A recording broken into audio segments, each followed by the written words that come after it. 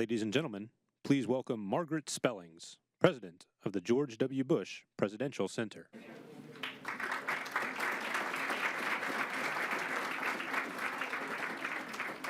Good morning, all. Welcome to the Bush Presidential Center. I hope welcome back for most of you.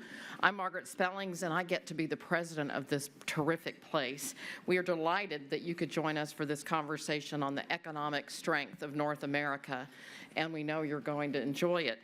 Located here on the amazing SMU campus, we have an incredible partnership with the university, and one of our esteemed panelists today, Bob Lawson, is a professor at the Cox School of Business at SMU. Bob, wherever you are, thanks for working with us. There he is.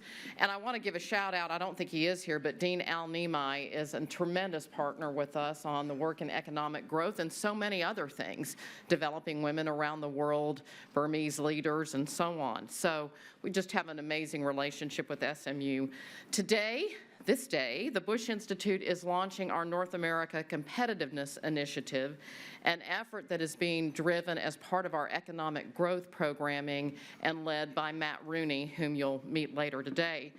We at the Bush Institute are building an institute on the ideals of developing leaders, fostering important policy, and taking action to change and save lives, as President and Mrs. Bush have demonstrated through their lives in public service.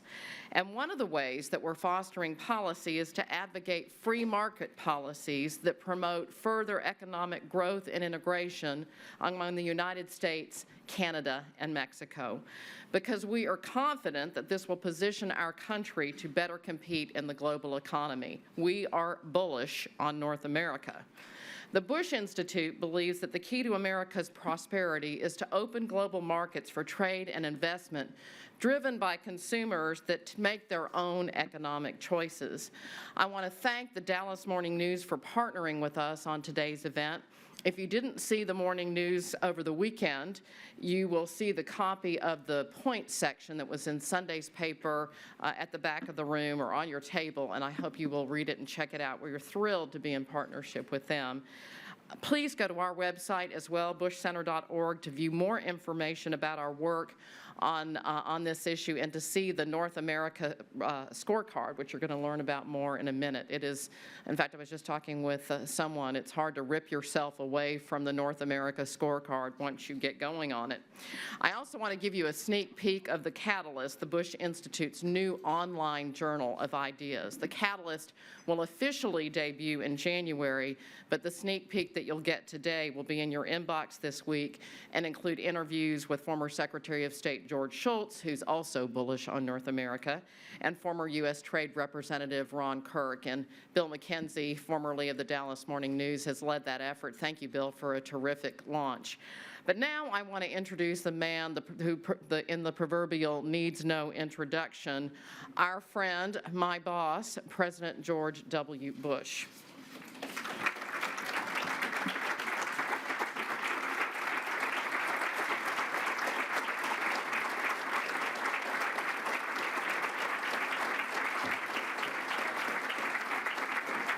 Thank you. I'll be seated. Margaret, thank you for the introduction. In case you haven't heard, she's leaving. She did such a fine job here at the Bush Center that the University of North Carolina has hired her. We're sad to lose her. Happy she's been here, and wish her all the very best. I, too, want to thank the Morning News. Where's Jim? Yeah, thanks for coming. Thanks very much for this collaborative effort. I hope that, I know it's in our interest to work with you, and I hope you at the Morning News, the august Morning News, realize it's in your interest, particularly on a policy that'll help our city and our country. I want to thank those from Mexico and Canada who've joined us. I appreciate you taking time. I hope you recognize that our efforts here are going to have a lasting impact. I also want to thank people that used to be in my administration and those working with Rooney on making sure this project is worthwhile. In our midst, we've got Tony Garza and David Wilkins. I think Wilkins is here. Wilkins, it's you. Anyway, yeah, good to see you. I couldn't miss that shining bald head. Anyway, they were our ambassadors to Mexico and Canada and did a fabulous job representing our country, and we're thrilled that you're here to lend your expertise. I noticed members of the Bush Center Board of Directors, Mark Langdale, who was also an ambassador to Costa Rica, and Karen Prothro, who are with us as well. So here's the challenge at the Bush Center, is how do you make a lasting impact on our society and the world? So in thinking about how Laura and I are going to spend the rest of our life, we were trying to figure out how to use this facility to be able to say that we've done our duty with others to improve the lives of a lot of people. For example, we have started a cervical cancer campaign on the continent of Africa, trying to help women deal with the leading cause of death for women. We believe that we can help train future leaders in leadership programs, so we're working with Clinton's library, that would be Bill Clinton's library, 41's library, that would be George H.W. Bush's library, and LBJ's library, to use case studies from our respective times as president to help young people understand how to become a better leader. These aren't political leaders. These are leaders that would help in their respective communities, no matter what their calling may be. We believe that it's important to help women understand their rightful place in the Middle East. And so therefore we got mentoring programs to teach leadership skills to Egyptian women and Tunisian women, as well as younger folks from Burma, all aiming to lay the foundation for peace. We believe in education reform, and today we're talking about how to advance our economic interests in the United States, as well as our neighborhood. And so we've got what we call the North American Project, and as Margaret mentioned, the cornerstone, the philosophy of this effort is promoting free market economics as the best way to lift people out of poverty and give people a better shot at a better life. Part of the issue we face in working with Canada and Mexico is a protectionist sentiment that tends to pervade our society. By the way, it also runs hand in hand with an isolationist sentiment. I mean, the attitude basically is, shouldn't we worry about ourselves more than anybody else? Problems seem insurmountable elsewhere. Therefore, let's just kind of shut her down and make sure we do well. The problem with that attitude is that it doesn't really recognize the nature of the world today, which is a globalized world. You know, we compete here in the United States, as does Canada and Mexico, with countries elsewhere. Goods and services are readily transferable around the world. And so the fundamental question when you think longer term is how best to deal with globalization. And we at the Bush Center, and I know everybody in this room knows the best way is not to retreat and to become isolationist. The best way is to figure out how to work together for our common good. One of the, I've been fortunate to be the governor of Texas, which, by the way, is a fabulous job, in that the legislature only meets 4 months out of every 2 years. We kind of thought it ought to meet 2 months out of every 4 years. But nevertheless, one of the aspects of being governors, you get to work with your neighbors. Mexican governors, and Garza was the Secretary of State during my presidency, and I worked well with our Mexican governors. And here's what I discovered. I discovered there's a lot of areas of agreement, even though the public likes to figure out ways to disagree. And I figured out that we can work together without sacrificing our cultural heritage. That you can be, proud of your American heritage. You don't have to sacrifice that, and at the same time work with your neighbors. I learned the same thing in working with the Canadians when I was president. I remember the biggest dispute we had was over potatoes. I think it was potatoes. Kind of morphed into softwood lumber quickly thereafter. But we work together in the spirit of trying to figure out how to improve our peoples, and it's possible to do so. In other words, we don't view working with Mexico and Canada as zero sum. We work at it as a plus for everybody. And that's the spirit of this conference, is how can we best work together and fight off the tendency to isolate ourselves from the realities of the world. So one of the things that Margaret and Rooney did, which was smart, is to develop a competitive scorecard, which we'll talk about today. Basically, it analyzes real data relative to the rest of the world. In other words, how strong are we as a three-nation collaborative relative to China? So one of the really difficult issues in politics when you're running for office is China. It's so easy to, blame problems on somebody else. And China's an easy target. And you hear this kind of seeping into the dialogue, this notion about we can't possibly compete with China. Of course we can compete with China. And we can better compete with China when we work together. That's the whole purpose of this collaborative effort. And so the scorecard will make that point. But scorecards also indicate where we need to do better. So on the one hand, it should say to the American people, have confidence in our future. On the other hand, it ought to say, here's how we all three can improve. And that's part of the effort here, is what can we do to improve our relationship?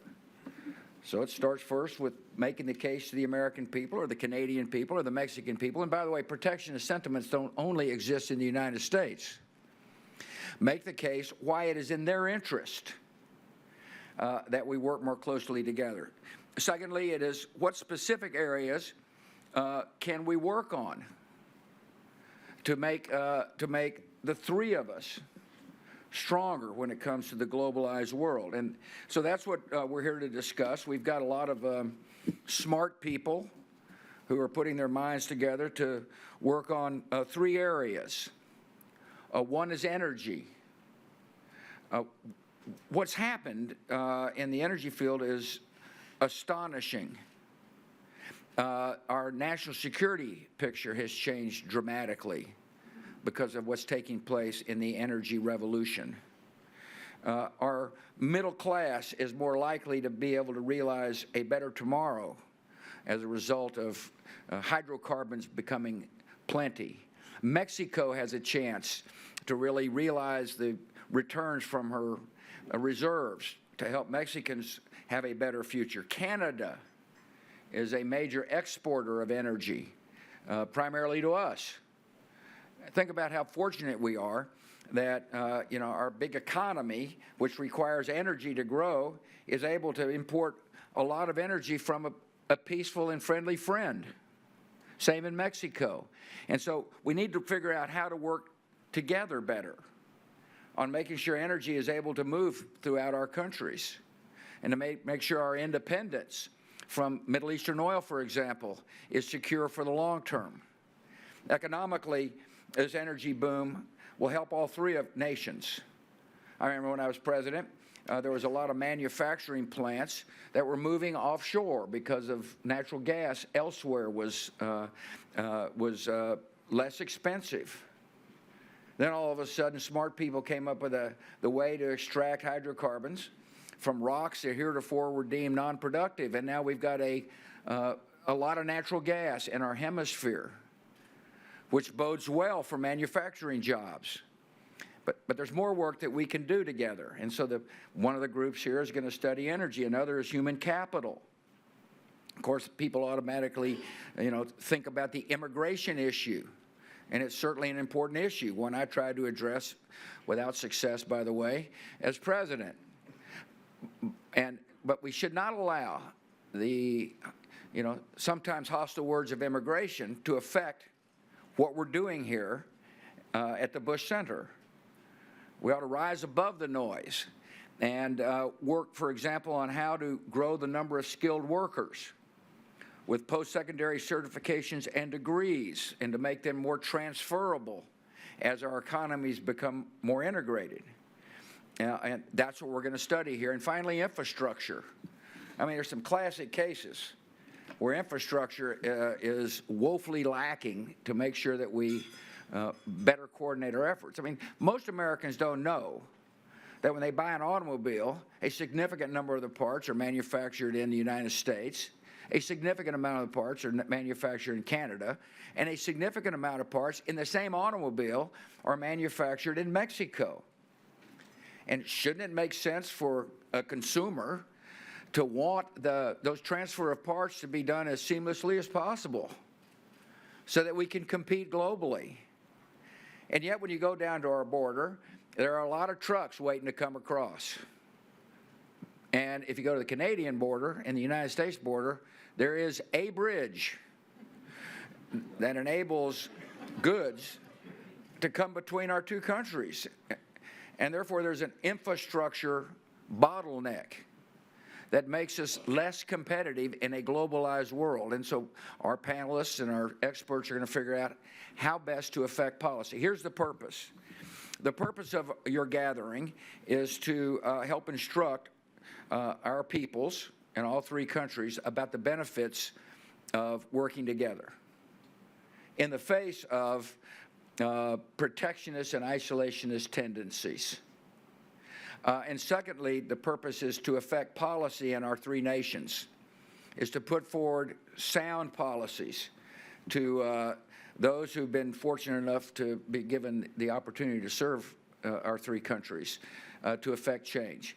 I'm confident that the work we're doing here will have a lasting effect. I'm confident that as we develop policies and work to get those implemented, we'll be able to look back at these initial meetings and say, wow, I did something constructive. I added to the well-being of the people in three great nations. And so it's with a lot of gratitude that I come to thank you for your efforts and your work. Laura and I are dedicating the rest of our lives to projects such as these. I'd like to hang around today, but I've got an art lesson. I'm a painter, much to the shock of a lot of people in our respective countries.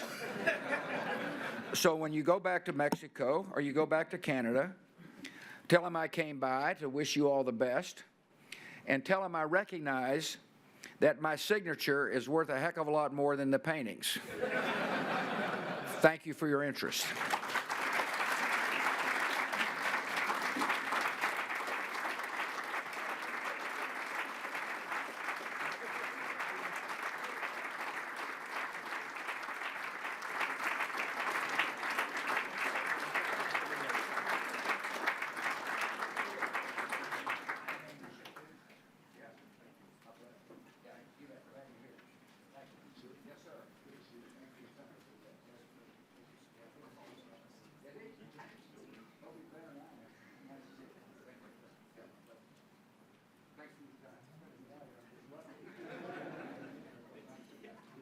Please welcome Jim Maroney, publisher and CEO of the Dallas Morning News.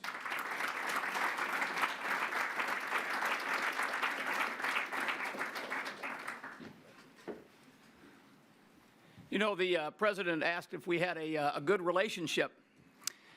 We had a great relationship when he was governor. We had a great relationship when he was president. It almost fell apart when he came back to Dallas. And I was sitting in my office and someone walked in and said, have you seen CBS Morning News? And I said, no. Said, well, Mrs. Bush was on this morning. I said, yeah. What does that have to do with us? She said that, well, the person interviewing her asked how things were going now that she had moved back to Dallas. And her first response was, everything is just wonderful, but I can't get my newspaper delivered. And I said, you've got to be kidding. And sure enough, as you all probably know, the President and Mrs. Bush live in a cul-de-sac. And our carrier was sort of blocked by a bunch of SUVs. and they wouldn't let them get the paper through to the president. I think the Secret Service liked our sports section so well they were actually keeping it and not delivering it to the president. But we did get that worked out, and we've had a great relationship with President and Mrs. Bush over the years. And that goes to right here. I am so sorry that we're losing Margaret.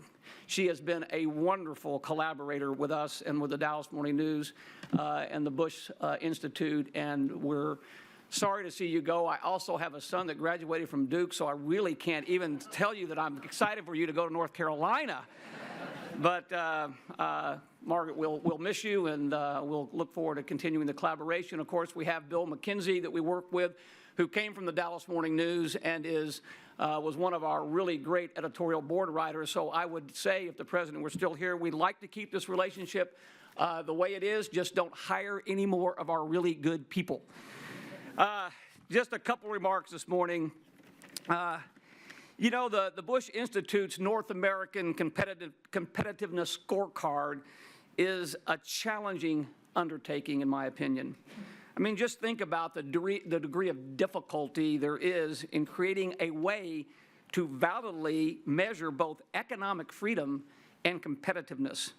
And yet, that's what the scorecard is intended to do. At the Dallas Morning News, each day we strive to explore important issues through the open exchange of ideas. To this end, this past Sunday, as already been mentioned, in a special edition of our Point section, we partnered with the Bush Institute to explore the notion of North American competitiveness. And the copies are on your table, and if you don't read print like a lot of people these days, it's also be found on dallasnews.com, and it'll be there for a long time. I want to tell you that the Bush Institute was an excellent partner in helping us to produce this section, because they not only offered their experts to us, they also encouraged us to seek alternative ideas. And we think that that's a necessary component of any robust exchange of ideas. The Bush Institute believes that the key to North American prosperity and the security of the American people lies in a closer North American economic relationship. We at the Dallas Morning News think that's a very bold idea and one that's absolutely worth exploring. And if that belief of this institute stands the test of scrutiny through vigorous debate in open, public, and hopefully civil discourse, then it's a belief that should be embraced and should be built upon, and we look forward to being a part of that debate. Thank you.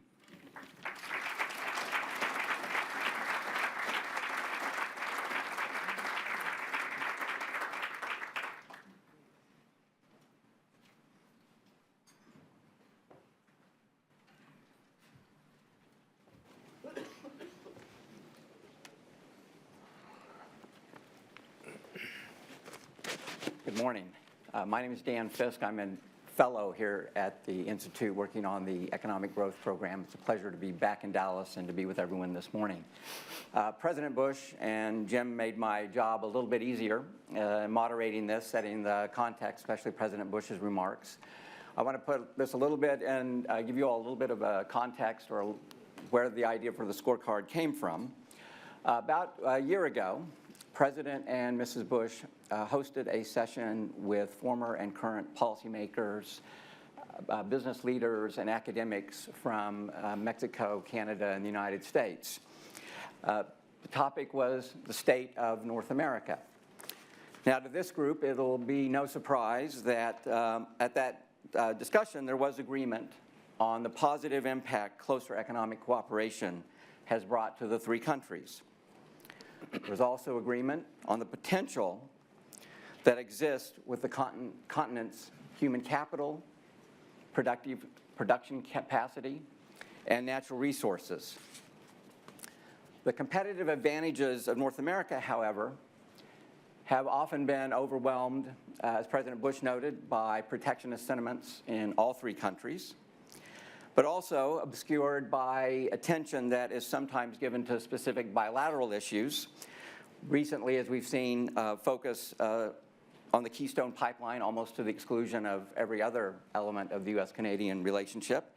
And of interest to people of Texas and Mexico at times, the issue of water and the sharing of that water overwhelms the broader dynamic of the relationship. All of those come together often to overwhelm the nature of, or the discussion on the continental relationship. From that discussion came the realization that there was the need for an instrument that could show the comparative economic position of North America in terms of the entire continent and its three constituent parts. Hence the emergence of the scorecard idea. Rather than recreating a lot of data or compiling a lot of data that was already out there, the Institute turned to building on the data contained in several existing compilations. For instance, that put together by the World Bank. There's also the Fraser Institute's published Economic Freedom of the World report, which Bob will talk about. With that, the economic growth team, led by Matt, developed a methodology to provide a comparison of the competitive position of North America relative to major trading blocs and significant individual economies. As President Bush noted, this allows for a more constructive appreciation of North America's place and potential in today's global economy. Matt, who's the director of the Economic Growth Program here, will talk more about the scorecard and demonstrate how to use it and, and how beneficial it is to understanding this. Before going to Matt, though, we are pleased to be joined by Dr. Bob Lawson, who is director of the SMU's O'Neill Center for Global Markets and Freedom. And I think equally relevant to the discussion today, he is the principal author of the Economic Freedom of the World report published by the Fraser Institute. That report really is the gold standard in terms of international indices. And it is one of the indices from which data is drawn for the North American scorecard to get a better understanding of how North America fits into the global economy in a number of different categories. So Bob, with that, I'm going to turn to you at first. If you would, give a little bit of context and background on the Economic Freedom of the World report. And I think of more interest to all of us is how do you take a variable like economic freedom, calculate it, and put some weight to it? So, Sure. Thanks, Dan. I think maybe a little story about the history of the index is worthwhile. In 1984, and I was a high school student, so what I'm telling you now has been told to me, so it may not even be true. But in 1984, as you remember, if you were around, it was all the rage to talk about the book, 1984, George Orwell's book. And there was a meeting of the Pellerin Society, which is a meeting of classical liberals founded by Friedrich Hayek, the Nobel Prize winner.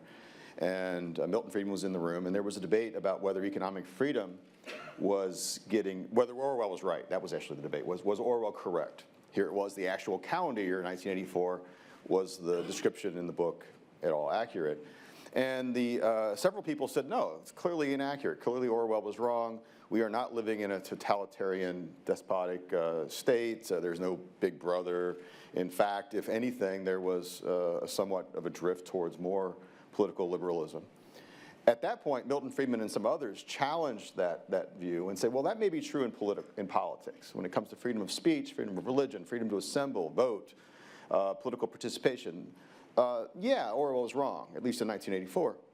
But when it comes to economic life, the freedom to truck, barter, and exchange, to use Adam Smith's phrase, that in fact is getting more and more totalitarian, more and more regulated, more and more taxed. And so a huge debate ensued, and at the end of that day, Milton Friedman says, you know, it would really help if we had a measure of economic freedom, because we're basically arguing about whether we have more or less of this thing called economic freedom. We all have in our heads what free markets, so we have some notion of what free markets means in our heads, and we can't even decide amongst ourselves if it's getting better or worse. So maybe someone should do a measurement. And that's what got myself and Jim Gortney, my mentor at Florida State, involved. And now we come out with this report, which so thanks for the kind words. This looks like this. It's the most boring report ever written because mostly it's tables of numbers. I think there's 250,000 numbers now in the database. So what I try to do is I sit in my office here now at SMU, and we put numbers on economic freedom. It sounds like it's hard. But we put numbers on hard things all the time. The Department of Commerce measures the gross domestic product of the United States, which is incredibly hard, mind-bogglingly complex. And we put a number on the size of the American economy. I think my job is far easier than that. We also put a number on who the national football champion is. That's really hard, and we're going to debate that. I think the new ratings come out this weekend. So we put numbers on things all the time, and the reason we put numbers on things is because, as Lord Kelvin said, to measure is to know. When you attempt to measure something, even something as fuzzy sounding as economic freedom, we learn something about the world. And the debate changes, and I think in a fundamentally beneficial way, by trying to put numbers on things, even if those things are fundamentally fuzzy. Well, let me ask another question in terms of taking economic freedom and looking at the Economic Freedom of the World report, and then you've had a chance to look at the scorecard, kind of understanding the relationship and how that has been translated into the scorecard. Yes, I mean, first of all, it's extremely gratifying to see the numbers that we've compiled being used by the Bush Center Institute here. You know, the creation of the index primarily was an academic project. Our goal was to just measure economic freedom. Hong Kong is a 9, Venezuela is a 3. The United States is a 7.8. And we put a number on that. And that in and of itself, I think, was a valuable exercise. In terms of the benefits of the index, though, one is academics. We've really, I think, had a transformative effect on the way in which scholars, economists, political scientists, others who do scholarly work in this area, we've transformed the way they debate it. But obviously, you know, I don't want to put an index out and then put it on the shelf and see a few journal articles written every year, 50 or 60 journal articles written every year. If that's the end of it, that would be unfortunate. What really is gratifying is to see policymakers use these numbers, to see headlines and see Hong Kong government calling me, how are we doing? You know, to see policymakers very interested in these numbers and using these numbers as leverage in their own countries, with their policymakers, with their politicians, and with the general public to advance the idea of economic freedom. Obviously, so you're using much of my numbers. That's good. I think Matt will mostly talk about that, but it's really good for an academic point of view to see this project actually hit the real world. You know, real people like you all who might have a chance to use these numbers. Well, thank you. With that, we'll turn to Matt, who I think many of you already know his background, but I'll just make an additional comment here, given Bob's observations. That Matt brings the unique experience of having been in the policy arena, understanding how policymakers struggle with translating numbers, that's not a budget number, into some kind of operational concept on this. So he brings that wealth of experience and with the academic background as well, and really pushed this product across the finish line. So Matt, over to you on the details of the scorecard, and then to give us the idea of the interactive nature of it. Great, thank you very much, Dan, for that introduction. As many of you may know, I was a Foreign Service officer for a couple of years before I came to the Bush Institute. And the life of a Foreign Service officer is you have an assignment and then you leave, and so you replace someone and then you're replaced by someone. And it always struck me as axiomatic in the Foreign Service life that the only person in the world who's dumber than your predecessor was your successor. Because your predecessor messed everything up that you had to fix, and then your successor came in and messed everything up after you left. So sitting here with my predecessor, who is sitting here with his successor, I'm delighted to see that that's not true in the outside world. Anyway, Dan, I hope that what we present today lives up to the goals that you set when you laid out this project that year or so ago. And I also want to express gratitude to Bob Lawson. We've been delighted to work very closely with SMU across the board, and in this initiative in particular. And our partnership with Bob has been particularly fruitful. We're grateful to you for that. So as we've already mentioned, one of the sources we drew on was Professor Lawson's data on economic freedom, but we also benefited from his counsel and advice as we were compiling the database and assembling it. So I take full responsibility for any mistakes that remain, but I'm very grateful for the advice that Bob gave us that have enabled us in the process to avoid a number of pitfalls. So in the absence of an orchestra, although in full disclosure, I'll say that our technical wizards did offer me a synthetic drum roll, but I said, no, that ruins the joke. So in the absence of an orchestra, I won't ask for a drum roll, but I do want to show you our North America Scorecard, our North American Competitiveness Scorecard, which you'll find here on the screens, which you can also find at bushcenter.org/scorecard. It's also optimized for mobile devices, so if you want to play with it a little bit while we're speaking, you're free to do that. In any case, we do encourage you to have a look at it, to play with the data, and to let us know what you think. So this initial view tells the basic story that we want to tell, which is that North America is a highly competitive regional economy. With this initial screen, we compare the overall competitiveness of the North American group with a number of other major trading groups across the world, including the APEC group over there in the Pacific, the European Union in the middle of the screen, the Mercosur group in South America, and the Pacific Alliance group in South America. You can see that we outcompete them all. And in fact, if we take a closer look at the North America baseball card, which you can get by clicking on North America there, you can see those are percentile scores across a number of dimensions. You can see that North America outcompetes and scores higher than 2/3 of the other countries measured for our business environment, for our legal system, for our investment environment, our trade environment, and on health and education.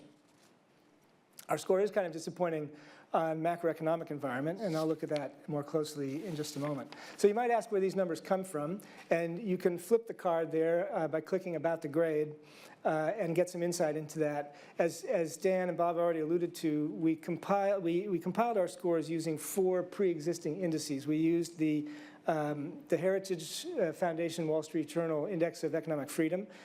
We used the World Economic Forum's Index of Global Competitiveness.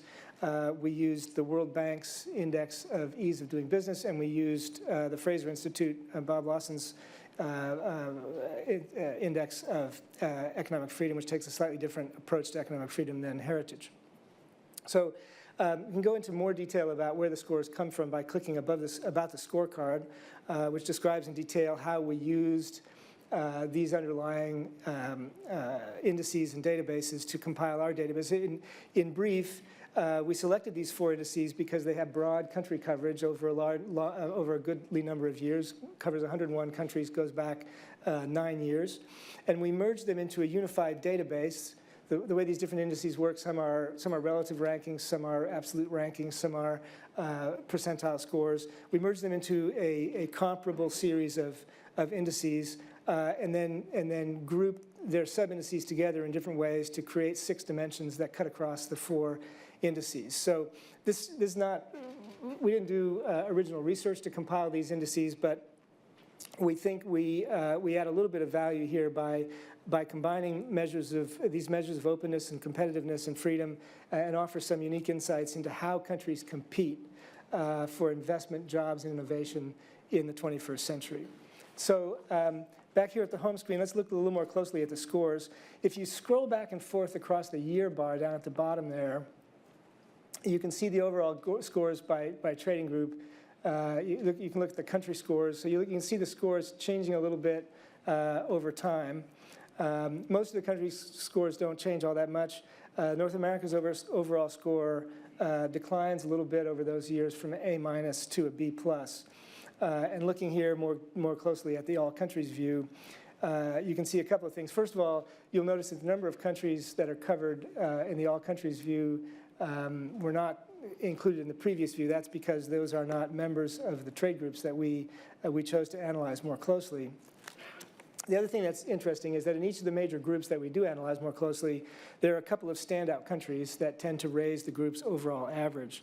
So when you scroll back and forth, you can see those relative positions changing a little bit over time. In the case of North America, you can see that the overall competitiveness of the US and Mexico have declined slightly, while Canada has been stable since 2007. Looking at the individual dimensions under the Bush Institute score pull down there, you can see that the decline in North American competitiveness is largely due, again, selecting the individual dimension and scrolling back and forth across the years, is largely due to declines in the business environment, property rights, trade environment and macroeconomic environment in the United States, which seems to me to be the result of sustained deficit spending over the last number of years and a number of increases in business regulation that have taken place. So we can look more closely at the North America situation for 2015, looking at the North America tab. Here, we comment on a number of particular issues of interest in North America. In particular, if you go down to the bottom, you can see our analysis of fiscal responsibility and the macroeconomic situation, which I think is important. You can see, particularly in that graph, how all three countries have struggled with the consequences of the financial crisis of 2008. Although in this case, both Canada and Mexico have done more than the United States has to bring their deficits under control. So scrolling back up, you can see that we expand on some of the opportunities that exist for North America to become more competitive through coordinated action on things like energy, education, and training, border infrastructure and connectivity, many of the issues that the President alluded to in his remarks a moment ago, which our policy working group is engaged on discussing and to propose a policy agenda for addressing some of those things early in 2016. So we also expand on the comparison with some of our major international competitors in the key comparisons tab. We comment on APEC, the EU, Mercosur, and the Pacific Alliance. We didn't analyze the Trans-Pacific Partnership Group because that initiative came together very late in our process, but that's clearly on our punch lists for next year. We also compare North America to a number of major trading nations. It's worth pointing out that despite what you might have heard, China and India and South Korea are perhaps not terribly daunting competitors for the United States. Certainly China and India are not terribly daunting competitors for the United States. And as the President alluded to, I think the message we hope to send with this analysis is that Americans should have confidence that our competitive position is quite good. And even if you look at major individual trading nations like Germany and Singapore, who do outscore the North American group as a whole, I think the score difference isn't all that great. And the scorecard and our policy agenda do suggest some areas where, with relatively modest effort, we can resume our lead in the pack. Finally, we did want to enable this database to do more than just tell our story, which we think is an important and interesting story. So we have made it possible to query the database according to your own interests. So this screen starts with our key comparisons, but we can close those and look at individual country data. Dan, is there a country that's top of mind for you that you'd like to have a look at? I'll throw Chile into the mix. I know that there's the size of the difference, but nonetheless, it's a vibrant economy in the Western Hemisphere. A standout performer. Bob, what about you? What's top of mind? I don't know if we covered Georgia. How about Estonia? Did we cover Estonia? I think we covered Estonia. It's my next trip. So. There we go. Margaret Spellings, I don't think we have data for North Carolina, but is there a country that's of concern to you lately? Did you want to choose a country? Let's see, France. France. They have a longer work week than some people think. So the database, you can select your countries of interest, and you can look at their scores and more closely. It generates a little baseball card here that gives you their scores, their percentile scores on the Bush Dimension Index, and you can also flip it over and have a look at their scores on the underlying dimensions. So Matt, I'm sorry, let me just Sure. add one more. Brazil, since people continue to see that as the country of the future. And always will be. Yes.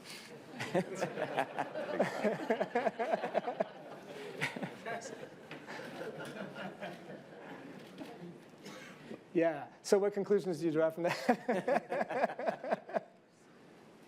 Still some work to be done for some of our friends around the world. But anyway, we hope this is kind of a useful tool for folks who are interested in different dimensions of how the global economy works and how countries engage in it. And finally, we also set this up so that you can download the underlying spreadsheet and play with the data as you wish. And we hope this opens opportunities, particularly for some of the students and professors who might be present. Maybe there's the occasional term paper embedded in here, and we hope there's some opportunities for picking apart the data and teasing out different conclusions. We hope you'll do that, and we hope you'll let us know what you find. Our underlying and overarching objective for this initiative is to create a new data point for the conversation about America's global engagement, and we hope we've done that. We hope we've made a modest contribution to that debate, and we hope to position this as part of that discussion going forward. So that's the tool. Well, if I can, before opening the floor to questions, I'll take the moderator's prerogative to ask a question, because that's something I think that would be useful for you to elaborate on the methodology. With Bob here, it's economic freedom. There's the Wall Street Journal Heritage Foundation also has their index of economic freedom. But one of the things that I think people would like to hear about is there's a quality of life element to these measures as well, which is also pulled from the data, and kind of add that out, because we don't tend to think about that. We tend to think about tariffs and those kind of things, as opposed to a number of other variables that add to these grades. Are those? How do you approach those in your index, Bob? Well, I was going to say, I mean, this scorecard is quite a bit more general, much more broad than say the Economic Freedom Index. The Economic Freedom Index is very laser focused on the freedom to buy, sell, trade, invest, right, import, export. Obviously, from a more competitiveness point of view, there are a lot of other issues that will matter. Obviously, one of our competitive advantages in the United States and Canada and Mexico is that we offer a relatively free economic environment for people to buy and sell and trade. But that's not the be-all and end-all for competitiveness. You know, energy matters, infrastructure matters, there are, you know, internet hookups matter. I mean, there are a lot of elements to business competitiveness and national competitiveness that go beyond freedom. So it makes sense that the scorecard would use our index, because that's one element of it, but then there are several other elements that are included, and that's worthwhile. You know, I think one of the things we try to address, as the President alluded to in the policy working group, is more of those qualitative questions. And I mean, frankly, we're coming at this from the focus of how do we create the parameters for a thriving economy. But we do discuss, particularly in that group, issues of education and training, which we think are crucially important to giving our fellow citizens, our people, the confidence that we can compete in this global environment, and to giving them the tools to do so. And so that, from that point of view, the quality of life piece is quite important. I think it's unfortunate in my mind that many people seem to question, many Americans seem to question our ability to compete in this environment, because I think the track record suggests that it's not a good idea to bet against the United States in the global economy. But there are certainly areas where we could do better, we could do more to give people that confidence that we can succeed. Well, thank you. So with that, we want this to be a conversation. I think, Brooke, you'll let us know in terms of how we're doing on that. For some of you, I know this is the first time to have seen the scorecard, so it's maybe difficult to fully understand it, but we would like to hear comments, questions, critiques, and if you would name and just affiliation for everyone's benefit. Thank you. Laura Dawson, Canada Institute. First, I want to congratulate you guys on, well, guys and girls, on this initiative. Matt, Dan, Bob, everyone. This is terrific. And Dallas, it's really strange to me. It's starting to feel like, I don't know, Mecca or home, which is a weird thing for a girl from Calgary to be saying. But this is the one place we can talk about North American competitiveness and NAFTA without having to apologize first, and where we can actually talk about competitiveness of the region. Whatever you're doing here, it needs to grow out and grow bigger, faster. I think that the scorecard looks great. I can't wait to play with it some more. But I asked for a clarification, and if your clarification is the way I think it is, then it's a suggestion. I think we need to measure the competitiveness of the region. As I understand it, it's sort of an additive. Canada's good on energy, Mexico's good on labor, and U.S. is good on rule of law. We put those three things together, and we come up with you know, the average of each country gives us the total for the region. We don't have how easy or hard it is is to move a cow from Canada to the United States, or to move a person from a school in Mexico to a job site in the United States or Canada. And it would be very interesting to compare that to ease of deploying factors across borders in the APEC or in European Union. So could you clarify, am I right in how you've measured that to date, and whether you have any plans to look at regional competitiveness and factor movement? So thank you, Laura, for that question. I think perhaps I'm not the first person to assert that, except for the weather, Dallas is the Calgary of the United States. Yeah. Also, except for the hills. So that's a great question, actually, and it's a totally fair observation that when we say here that this is the competitiveness score, that North America has a B+, that is candidly simply an arithmetic average of the scores of the three countries. And you're absolutely right that it doesn't really capture the effects of that integration on that competitiveness. So I think that's one reason why we created the working group and why we have a major component of that working group devoted to particularly looking at border infrastructure issues. As the President alluded to, we think we have a slow motion crisis on border infrastructure in the North American space. We've underinvested for decades. And I say we, in this case, mostly the United States is the laggard there. I think both Canada and Mexico, particularly in the last 5 years or so, have done a pretty good job of mobilizing resources for border infrastructure. So we definitely have a homework assignment there. I also think that your question does point to a future challenge for this initiative. And I think that, I actually don't know, this may be a question for Professor Lawson. I'm not sure there is such a thing as an index of integration. Like how do we measure the impact of economic integration on growth, on job creation, on wages, which I think would be an interesting thing to do, and it would be by way of an ambition, for me anyway, in terms of this program, to find a way to do that and to look, as you've suggested, to compare how that impacts the competitiveness of different trade groups. I mean, our sense is that the North American model, one of the reasons why we chose those particular trade groups to look at is that each of those represents a slightly different model for how you would manage economic integration and free trade, for lack of a better word. I think our sense is that the North American model is superior to the others, and we think that's suggested in this presentation. But you're absolutely right that impact of integration on those things is probably remains to be measured. Good. Yes, sir.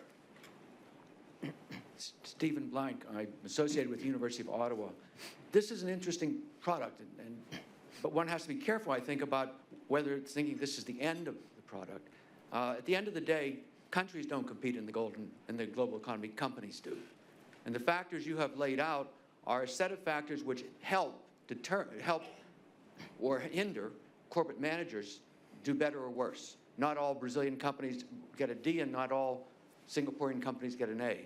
So I hope you will encourage people to take the next step and show how these factors help or hinder individual companies in becoming more or less successful in the global economy. If we think that the D on Brazil or the A on whatever is the final product, that's not really useful to us. What we need to do is take it to the next step, and I hope you will encourage people to use these factors as inputs to help determine what individual companies can do to be more or less successful, and why, for example, a Brazilian company might be an A company, even in what you say is a D environment and so on. So rather than talking about these as the final, this becomes a tool, I think, for an analysis that can be more useful. Thank you. I smell a dissertation. Yeah. If I may, Dan, Yeah, please. I have to admit a certain amount of disquiet with the term national competitiveness, Yeah. because you're absolutely correct. I mean, competitiveness occurs between individuals and firms. We compete with each other for resources and customers and so on. And there's a certain element of zero-sumness to competition. When McDonald's sells more hamburgers, that tends to come at the expense of Burger King. But as the President mentioned, I mean, national competitiveness is not a zero-sum game. So the term competitiveness itself is it's a perfectly fine term to use, but it does have some connotations and some dimensions that are a little bit uncomfortable. So it's worth mentioning that in this kind of context, we're talking about the ability to do business. Yeah. It's not that if we do better, if North America does better, it doesn't in any way, shape, or form imply that Brazil or the other trading groups do worse. Yeah, no, I actually share the disquiet with the term competitiveness from an economic perspective, and I think in thinking about this, I explain this to myself in the following manner. In the global economy that exists today, countries compete and cooperate at the same time. I mean, everybody wants to have that job, everybody wants to have that corporate headquarters, everybody wants to be the place where a particular innovation emanates from. But you position yourself to do that as a country by how you cooperate with other countries and by how you link yourself and tie yourself into global networks in such a way that, as you say, firms can operate effectively and efficiently across those borders. So I also think that when we talk about competitiveness among countries, we do have to be careful because it's not zero-sum in that same way. On the contrary, it tends to be positive-sum. And as we raise our game, we bring others along, and vice versa. And so I think we do. It's true we have to use those terms advisedly. Yes, Octavio. Thank you, Dan. Octavio Trip from Mexico. First, from my personal point of view, it's an incredible talk. Congratulations, and this is going to be very useful to connect political debate in our countries with reality, with hard data. Yeah. So, and for the policymakers as well, congratulations. But talking about the primary roots of research, what I heard is that you consider index or parameters formulated by Heritage, Fraser, and the Wall Street Journal. I don't know if you are considering the possibility to take into account multilateral agencies such as World Bank and IMF and OECD in order to standardize and to incorporate the multilateral perspective in this classification. Thank you. Yeah, so one of the indices that we did use is the World Bank's index, so there's certainly no prejudice against that. I think we found as we were looking for the underlying indices that when you look, there are lots of other indices out there. Some of them don't cover as far back as this group of indices does. Some of them don't cover the same number of countries. So when you start looking for comparable coverage and time frame, those four seem to us the most readily identifiable. But one of the things that I think we would like to do, and it's a challenge for us going forward, is as others publish indices of different kinds, and there are a wide number of them that are published from time to time, there's some interesting comparisons to be made, and I think it's on us to kind of push ourselves into that conversation and make ourselves part of the kind of conversation of indices. You know, I think Leslie had her hand up before. Yeah. Leslie Blakey with Blakey & Agnew LLC and NAFTA Next. I think that when we're talking about a really macro kind of look at the world and our individual countries and regions, places in it, it's almost impossible to talk about these things without, in some way or another, trying to take environmental issues into account. And on one hand, the regulatory environment or the regulatory issues related to environment can be a competitiveness disadvantage in a sense, but the scarcity of water and the issues of air quality and climate change and disruptive events and so forth can also be extremely detrimental to competitiveness in various regions. So I'm wondering how you all are trying to think about this and the opportunity for renewable, sustainable, environmentally helpful ways that we can factor competitiveness into this kind of a discussion. So thank you, Les. That's a great question. And in fact, these indices that we're dealing with don't directly address many of those issues. We've talked about those things in our policy working group linked to energy. And I think it's perhaps natural for a Dallas-based group to kind of revert to a discussion of hydrocarbons when you're talking about energy. But the fact is that, particularly when you think about Mexico's energy reform package, for example, probably the most significant piece of that, although the public has tended to focus on the part of that that's about opening up the Mexican oil sector, the most significant piece of that in terms of the market opportunity that's there is probably in electrical generation and distribution. And so we see a huge opportunity in the North American space to promote integration of electrical grids and markets across those borders and across our regions. The United States doesn't have a single electrical grid. We have a number of large regional ones. And there's a very high degree of integration across the U.S.-Canada border on electricity, and I think the U.S.-Mexico border has the beginnings of that. But that kind of integration will help address some of those things in terms of scale and making renewables economically feasible across that space. But I think that's a reasonable question in terms of how we measure these things. Okay. Yes, sir, here, and then we'll go right here. Thank you very much. Again, congratulations, a fantastic report. Well, great to see you again, Matt. Thanks, Michael. I like the notion that North America does well, competitively speaking, and it's good to remind ourselves that we're a competitive region. However, just to be a little bit of a devil's advocate, to put a challenge to you, I think this could be an incredibly useful, as a former policymaker looking at North American issues, I think it's an incredibly useful public policy tool. But what I worry about a little bit is the fact that it could generate or facilitate some sense of complacency, when in reality we need a sense of urgency about North American competitiveness. Many of you know here in Texas we've just completed the first binational rail crossing in 100 years, the first binational rail since the time of the Mexican Revolution, which is extraordinary. The state of our infrastructure is, failing, among other things. So I guess two asks and a suggestion is how to make sure that this scorecard in giving ourselves high marks doesn't backfire and somehow create a sense of complacency.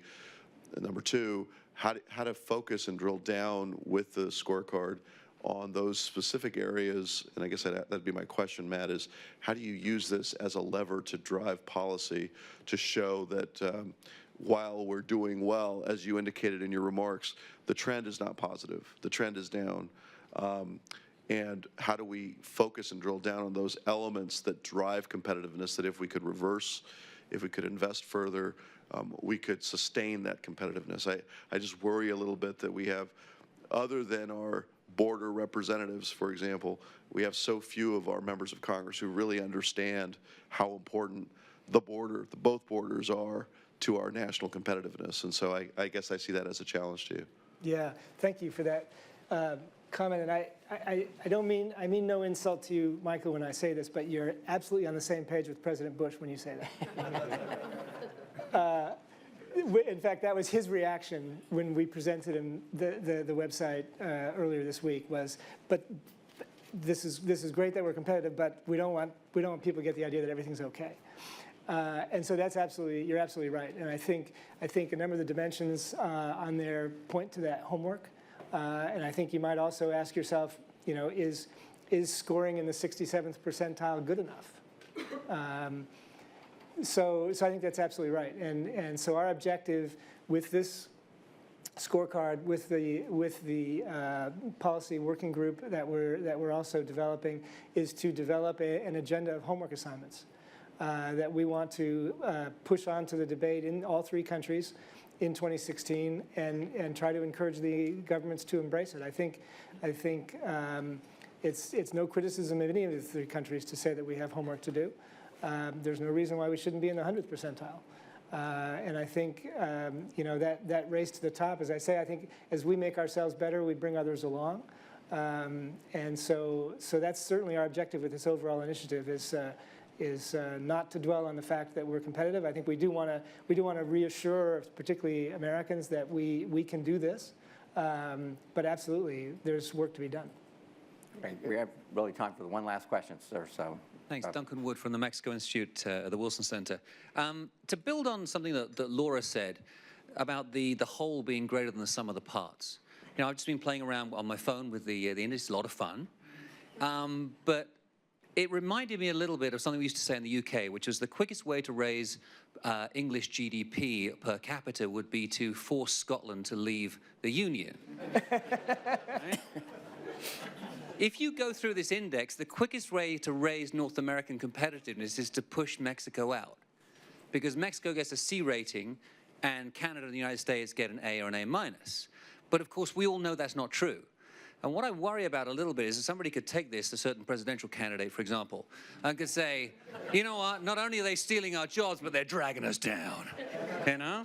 That kind of message, I think, is something that we need to think about, you know, nuancing a little bit. And the other thing I was going to ask is just more specific. On health and education, I was looking through that, and you know, how can we actually see what the different factors are that all of the different studies have incorporated in there? Because that would be fascinating. That would be a sort of a deep dive that would enable us to focus our efforts here a little bit more. Thank you. Thanks, Duncan. So, Jose Octavio, I want it recorded for the record that Duncan said that, not me.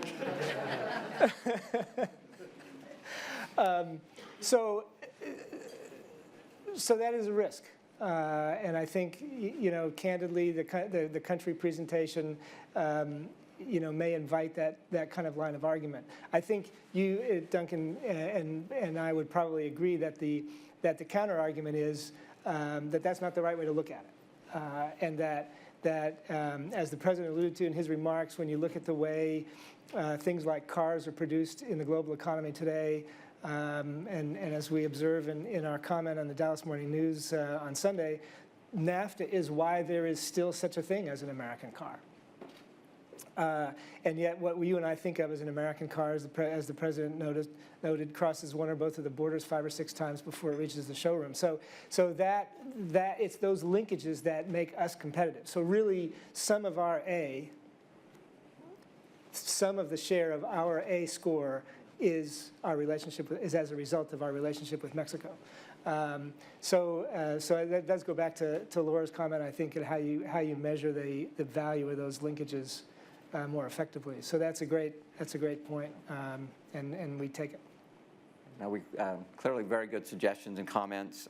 All playoff mats reference to homework. Clearly, there's homework on the side of the economic growth program. But I would also encourage those of you, as you come across some of this data, to flag that for us, because that's one of the issues is it's data, whether it's integration, the environment, energy, and that. So as we continue to refine this product, the scorecard, again, it's the first of its kind. And it allows us to talk about North America in a context. I would add this and comment on the question of, I don't think there's a sense of any complacency out there. It's a matter of sense of urgency, but there's different starting points from how that individual may look at the urgency. And for those who I think in all 3 countries feel that we're being swamped by others, that we're at a disadvantage, taking into account, Duncan, your comment that yes, it can be manipulated or presented that way. The fact of the matter is, North America is much more powerful and competitive together, and that's the bottom line. So thank you for your participation this morning. This is a conversation that we will clearly continue today and in the days ahead. So with that, I think it's time we'll do a break and then reconvene. So thank you all very much.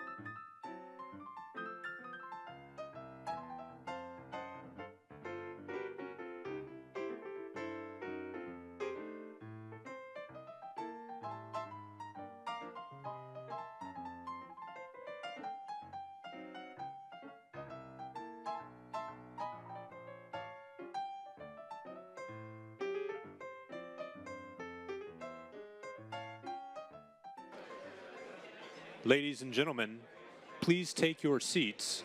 Our program will resume shortly. Once again, please take your seats. Our program will resume shortly.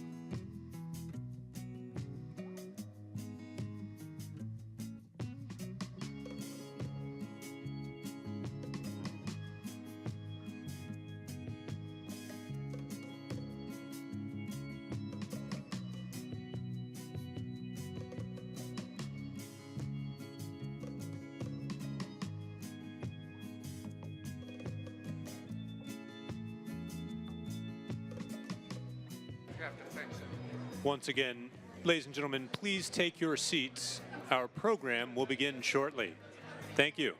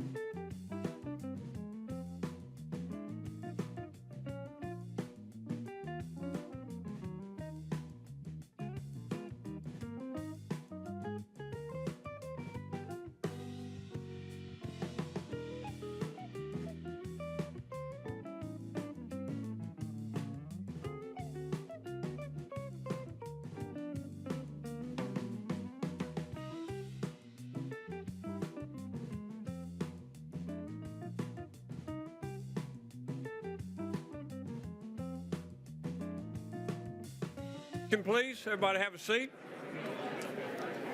If I could have your attention, please, we'll get started. If I only had a gavel. Works. If I could have your attention, everybody have a seat. We'll get started, please.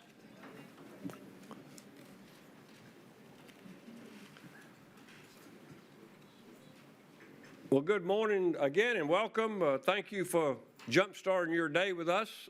My name is David Wilkins. I'm honored to be chairing the North America Competitiveness Working Group here at the Bush Institute. The Bush Institute has done an amazing job of bringing folks together from a variety of backgrounds from Canada, the U.S., and Mexico to not just talk about, but to really dig deep and look for new pathways for solutions on issues we all care about. Building up our economies and creating jobs, education, and energy infrastructure. What was truly most rewarding about my years in Ottawa as U.S. Ambassador to Canada was getting out of the office and meeting folks like you and folks like the ones on this panel that are actually dealing with problems we're talking about, and then going back and reporting what I learned to President Bush's team in the White House and at the State Department. And that's how, for example, the long-running softwood lumber trade dispute, which President Bush mentioned earlier this morning, was first settled between our two countries on President Bush's watch because he really listened to what Prime Minister Harper had to say and what Canadians had to say on this very divisive issue and then resolved to get it fixed. Nothing is better than that interaction. When you learn from the sources what the problems are or how to fix them, and then strive towards smart policy solutions. Don't worry about scoring political points. And that's what we're all trying to do here at the Bush Institute with our North American Competitiveness Working Group. In September, we held our first meeting that included economists, diplomats, policymakers, business, academic, political leaders, and about 50 leaders in all gathered to discuss how North America can set the pace for global innovation and production. And at that meeting, we explored the challenges and benefits of further economic integration between Mexico, Canada, and the U.S. Our consensus was that North America can best the world, but we need to address issues in border infrastructure, education, and energy. We also recognize that we must get the good news out about the benefits of North America economic integration. Make our case in bold, informative strokes, and speak positive truths and facts into an area where there's often fear and misinformation. Now, rather than lofty, big-picture recommendations, we're developing specific goals, actions, and expected outcomes in order to deliver policies that are high in potential impact. The North American Competitiveness Working Group is still developing its recommendations, which we hope to unveil in spring 2016. Today, we're here to give you a preview of that policy agenda, and I'm pleased to introduce our panelists and working group members. We really have an all-star panel for you this morning. Let me quickly introduce our panelists. To my immediate left, from the U.S., Tiffany Melvin, President of the North American Strategy for Competitiveness. NASCO is a tri-national network of governments, businesses, and educational institutions that focus on the competitiveness of the North American supply chain, workforce, and energy independence. To her left, from Canada, we have Premier Brad Wall of Saskatchewan. First elected Premier in 2007 and re-elected in 2011, Premier Wall is consistently ranked the most popular elected leader in Canada. He is an outspoken advocate of free trade and North America energy independence.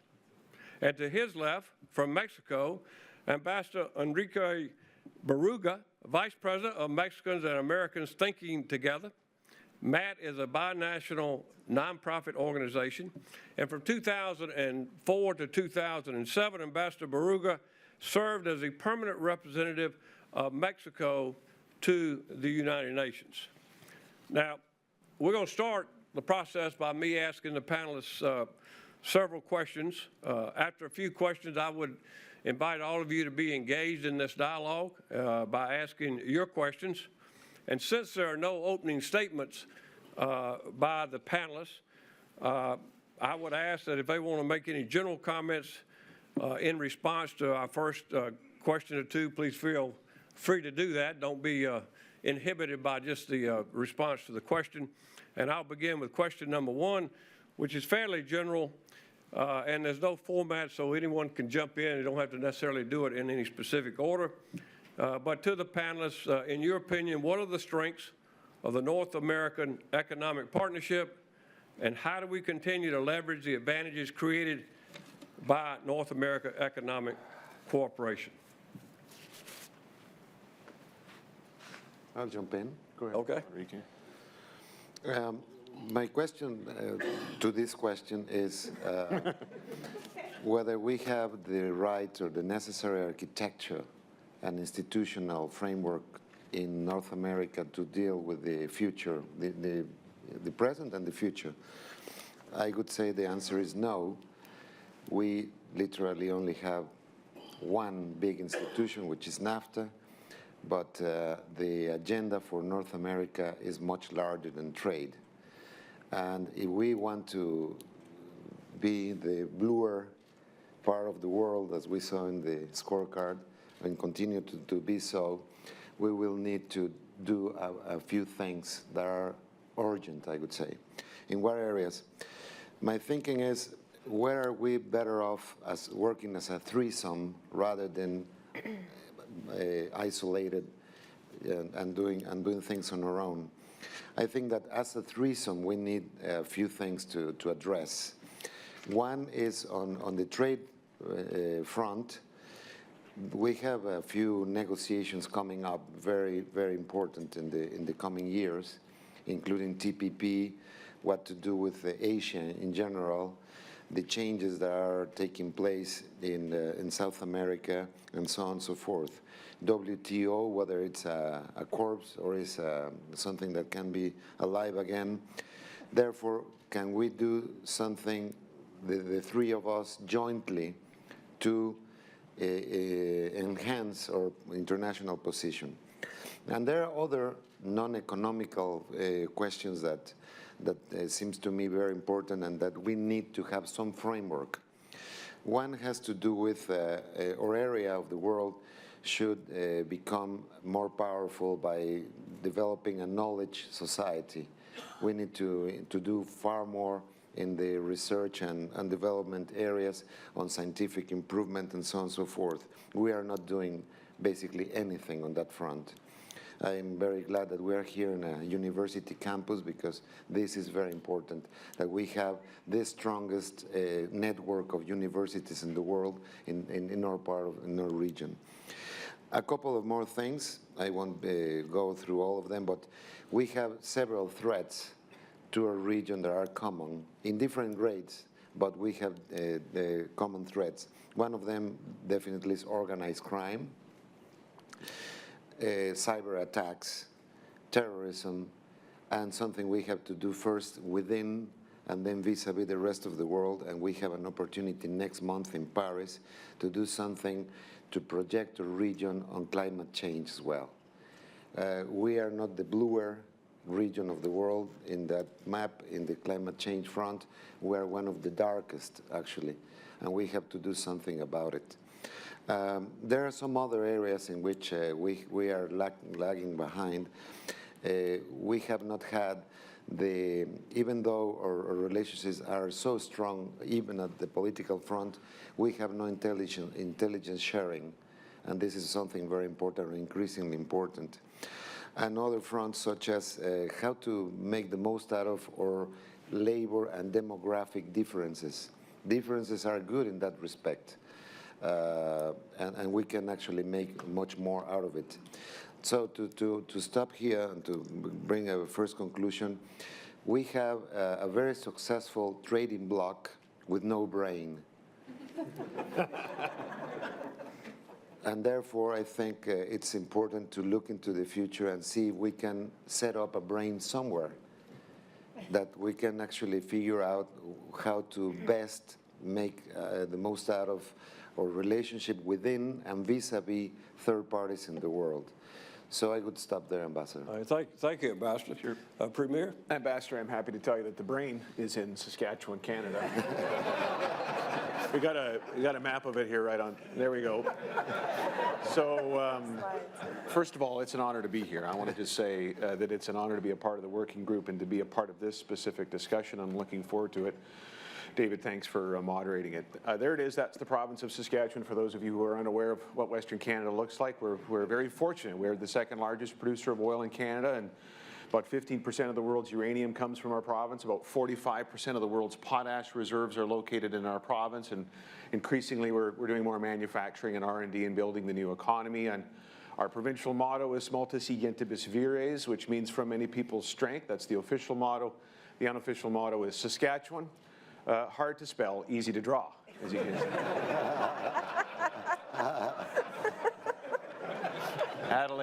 Adelaide Stevenson toured our province extensively years and years and years ago, met our people and had a look around, and he said this as an actual quote. He said he liked Saskatchewan. Saskatchewan reminded him a lot of Texas, only it was friendlier to the United States. One final one. David Wilkins was a great ambassador. He also helped in the BSE file, and I want to thank him publicly in front of this group today. And we're a bilingual country, so there's a lot of French-English dictionaries across Canada, and after the ambassador left, there were some Wilkins English dictionaries too. Had to get used to the accent. There are a lot of strengths, I think, about that we could be focused on today, and I think that's the correct opening question for this particular dialogue. And I would just offer a couple things briefly before Tiffany weighs in, and that would be that in North America, we have in biblical proportion, in my view, what the fastest growing regions of the world will want, what they want now and what they will want going forward.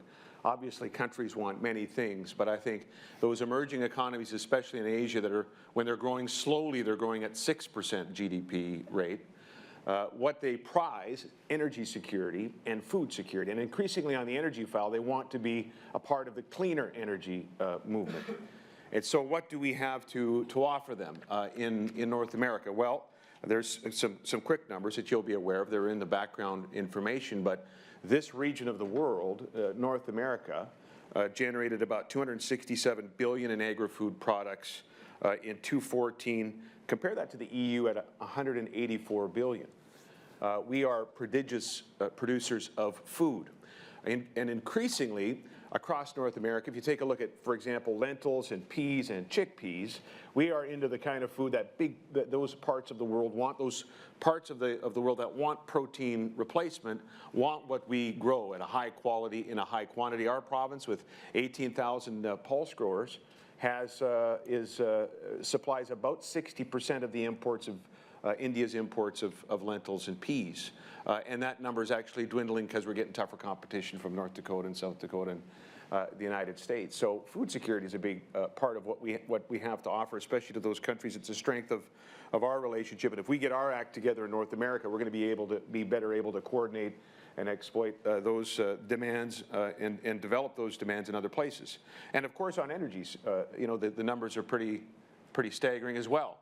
23% of the world's oil is produced in the NAFTA region. 26% of gas, 20% of uranium.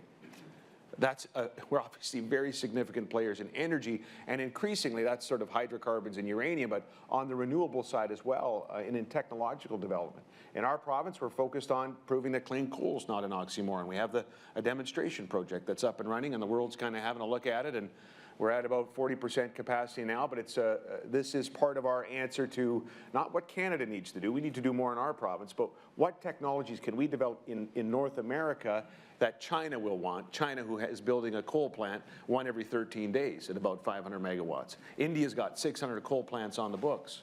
So if we're focused on technologies to clean up transition energies and also renewables, and I know all three countries are, that's an advantage if we're sharing the knowledge and then if we're promoting it together to the other parts of the world, especially those parts of the world that want what we have.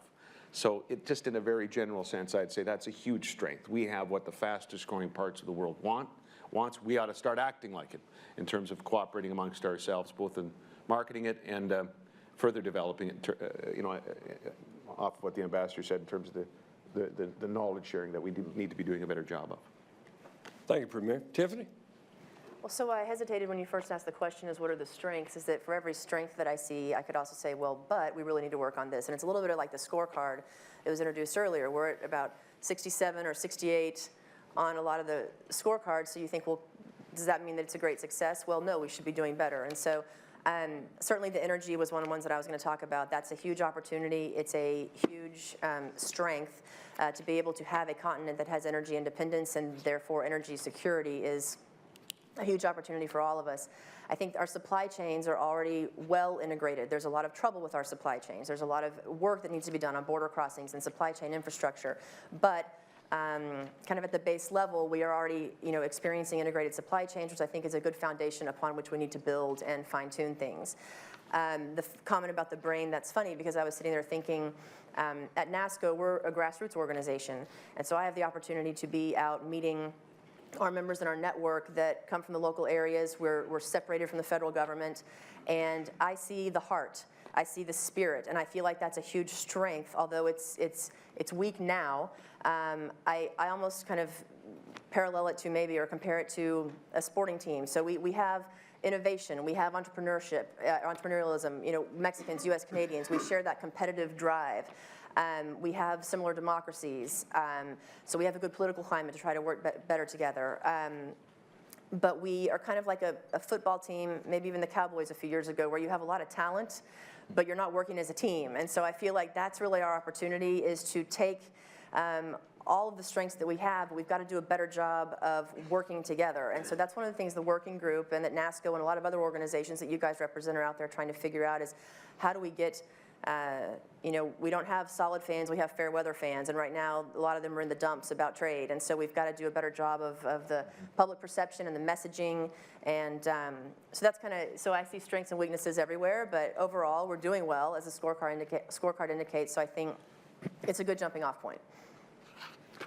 Thank you. Well, you segued well into our next question, which was, what are the greatest challenges, or what are some of the problems facing North America Economic Corporation? You just touched on a few of them, but I'll open that up to the entire panel, and Tiffany, you too, if you want to make additional comments. But what are some of the problems we're facing? What's the greatest challenge ahead?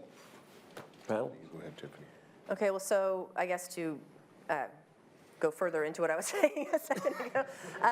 Let's start with border infrastructure or supply chain infrastructure. I think that is a huge challenge. There are so many issues. I mean, there are challenges based on the border, energy, and workforce, but then there are challenges that kind of splice through each of those different sectors.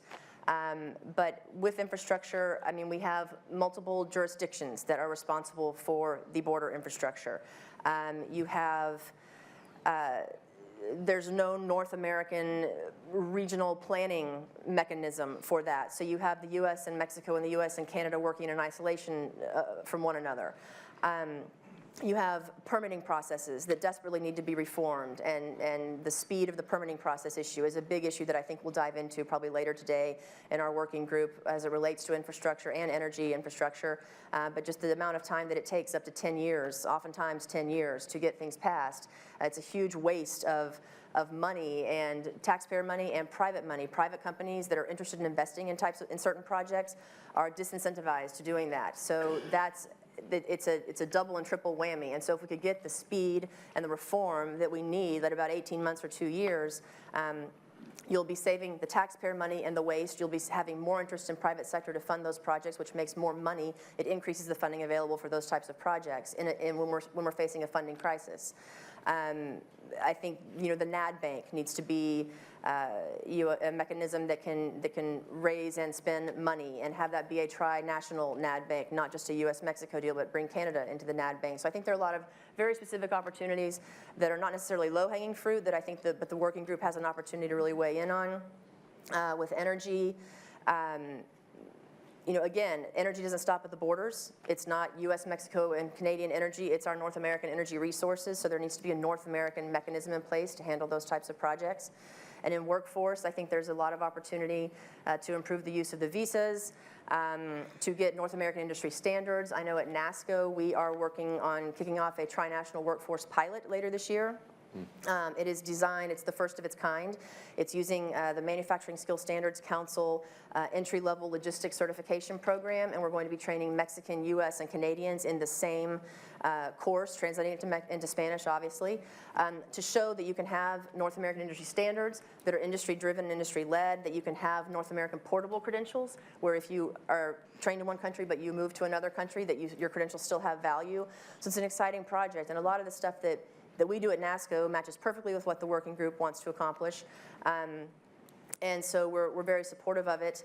But it's really kind of what we can do in spite of the federal governments. They're taking too long, and NASCO really has evolved as an organization that is talking about, okay, we have to support the federal governments, we need to educate them, we need to raise awareness, but they're stagnant at this point on these issues, so what can we do with Mexico, US, and Canada on our own? And so I think those are the things we need to be looking at the working group level as well. I just want to pick up, David, if I can, on the messaging piece. That's very important. We've talked already this morning about avoiding complacency about the relationship, notwithstanding a pretty good score that we got that's on that scorecard. Complacency would be sort of an enemy of what I think we all want to achieve on behalf of all three countries and the region.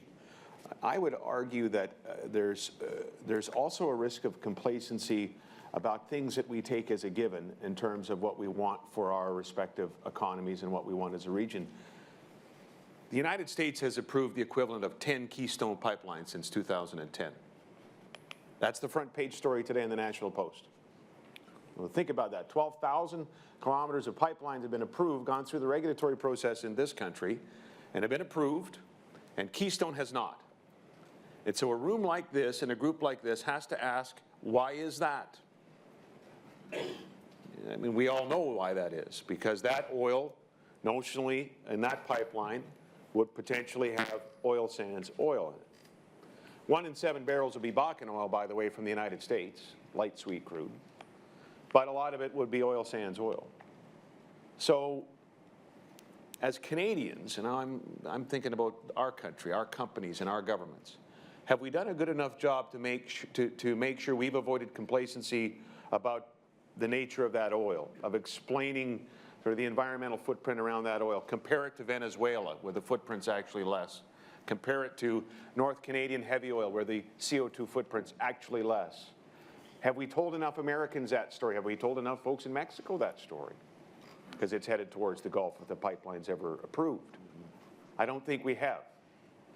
I don't think we've given our American friends the elbow room, the environmental elbow room to say, that country cares about the environment. Look, they're making the largest per capita public investment in CO2 mitigation, it happens to be in our province, that we're aware of in the world. They care. They've got coal regulations more aggressive than our coal regulations. They care. They've got companies trying CCS. They care. The reclamation of oil sand sites, if you've seen them, we could plunk you down in a forest, for those of you who hadn't been, and you'd have no idea that there was any project there. We need to actually do better in our country by the environment, and we will. Those regulations are coming. But my point, David, is this: that if we are going to effectively work together in our economic interests as a region, that's going to rely on not just trade externally, but moving stuff across our region. And so we need to tell a better story than we're telling. Tell the truth, actually. There's HMC messaging out there, Hollywood and miscellaneous conspiracy theories that we need to be able to counteract. We should be able to win a debate about pipeline efficacy and environmental policy, with all due respect, with Robert Redford and Daryl Hannah and Neil Young. We should be able to win that debate, not because we're smarter than anybody, but because the facts are actually on the side of that argument. But we haven't taken the time to explain it. I'm worried about GMOs next. GMOs are feeding the world today.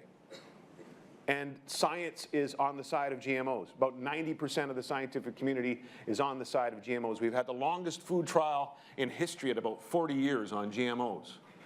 Are we telling that story in terms of what we want to trade from North America to the rest of the world, where countries are adopting policies not informed by science, but informed by HMC, Hollywood and miscellaneous conspiracies?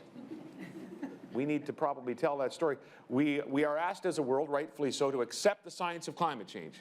90% of science agree. Absolutely fair. What about the science of crop science, of GMOs? Are we making that case to those who would be, for whatever reason, opposed to the production and the sale of, and the trade in GMO crops? So those are, back to energy and food security, David, those would be some thoughts about the messaging I wanted to pick up on. Very good. What Tiffany said. Ambassador? I'd say that one of the most salient challenges that we have in the region is to start looking at ourselves as a region. We don't recognize ourselves very often. I'm speaking at the public opinion level. I mean, we have been 20 or so, more than 20 years within NAFTA, and you go to Europe, you go to Japan, even Australia, I was recently there, and they look at us as a bloc. But you go to Saskatchewan, and perhaps people don't see that they belong to this part of the world. We should be more mischievous, I think, in our area, and try to be perceived as a bloc wherever our interest lies. There are some areas in that we should be perceived as a bloc and would actually improve our respective national interests.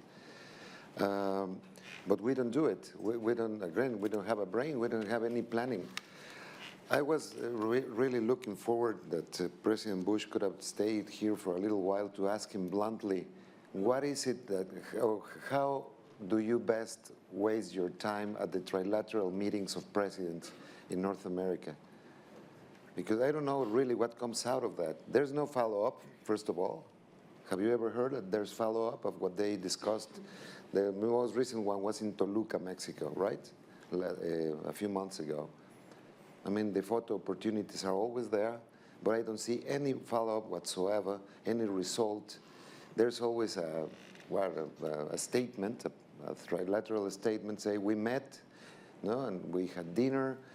Sometimes they release the menu, and I don't know. It's really I don't know. Tony Garza was a number of times there, and I don't know. Maybe someone can feedback on us. I was a deputy foreign minister for North America.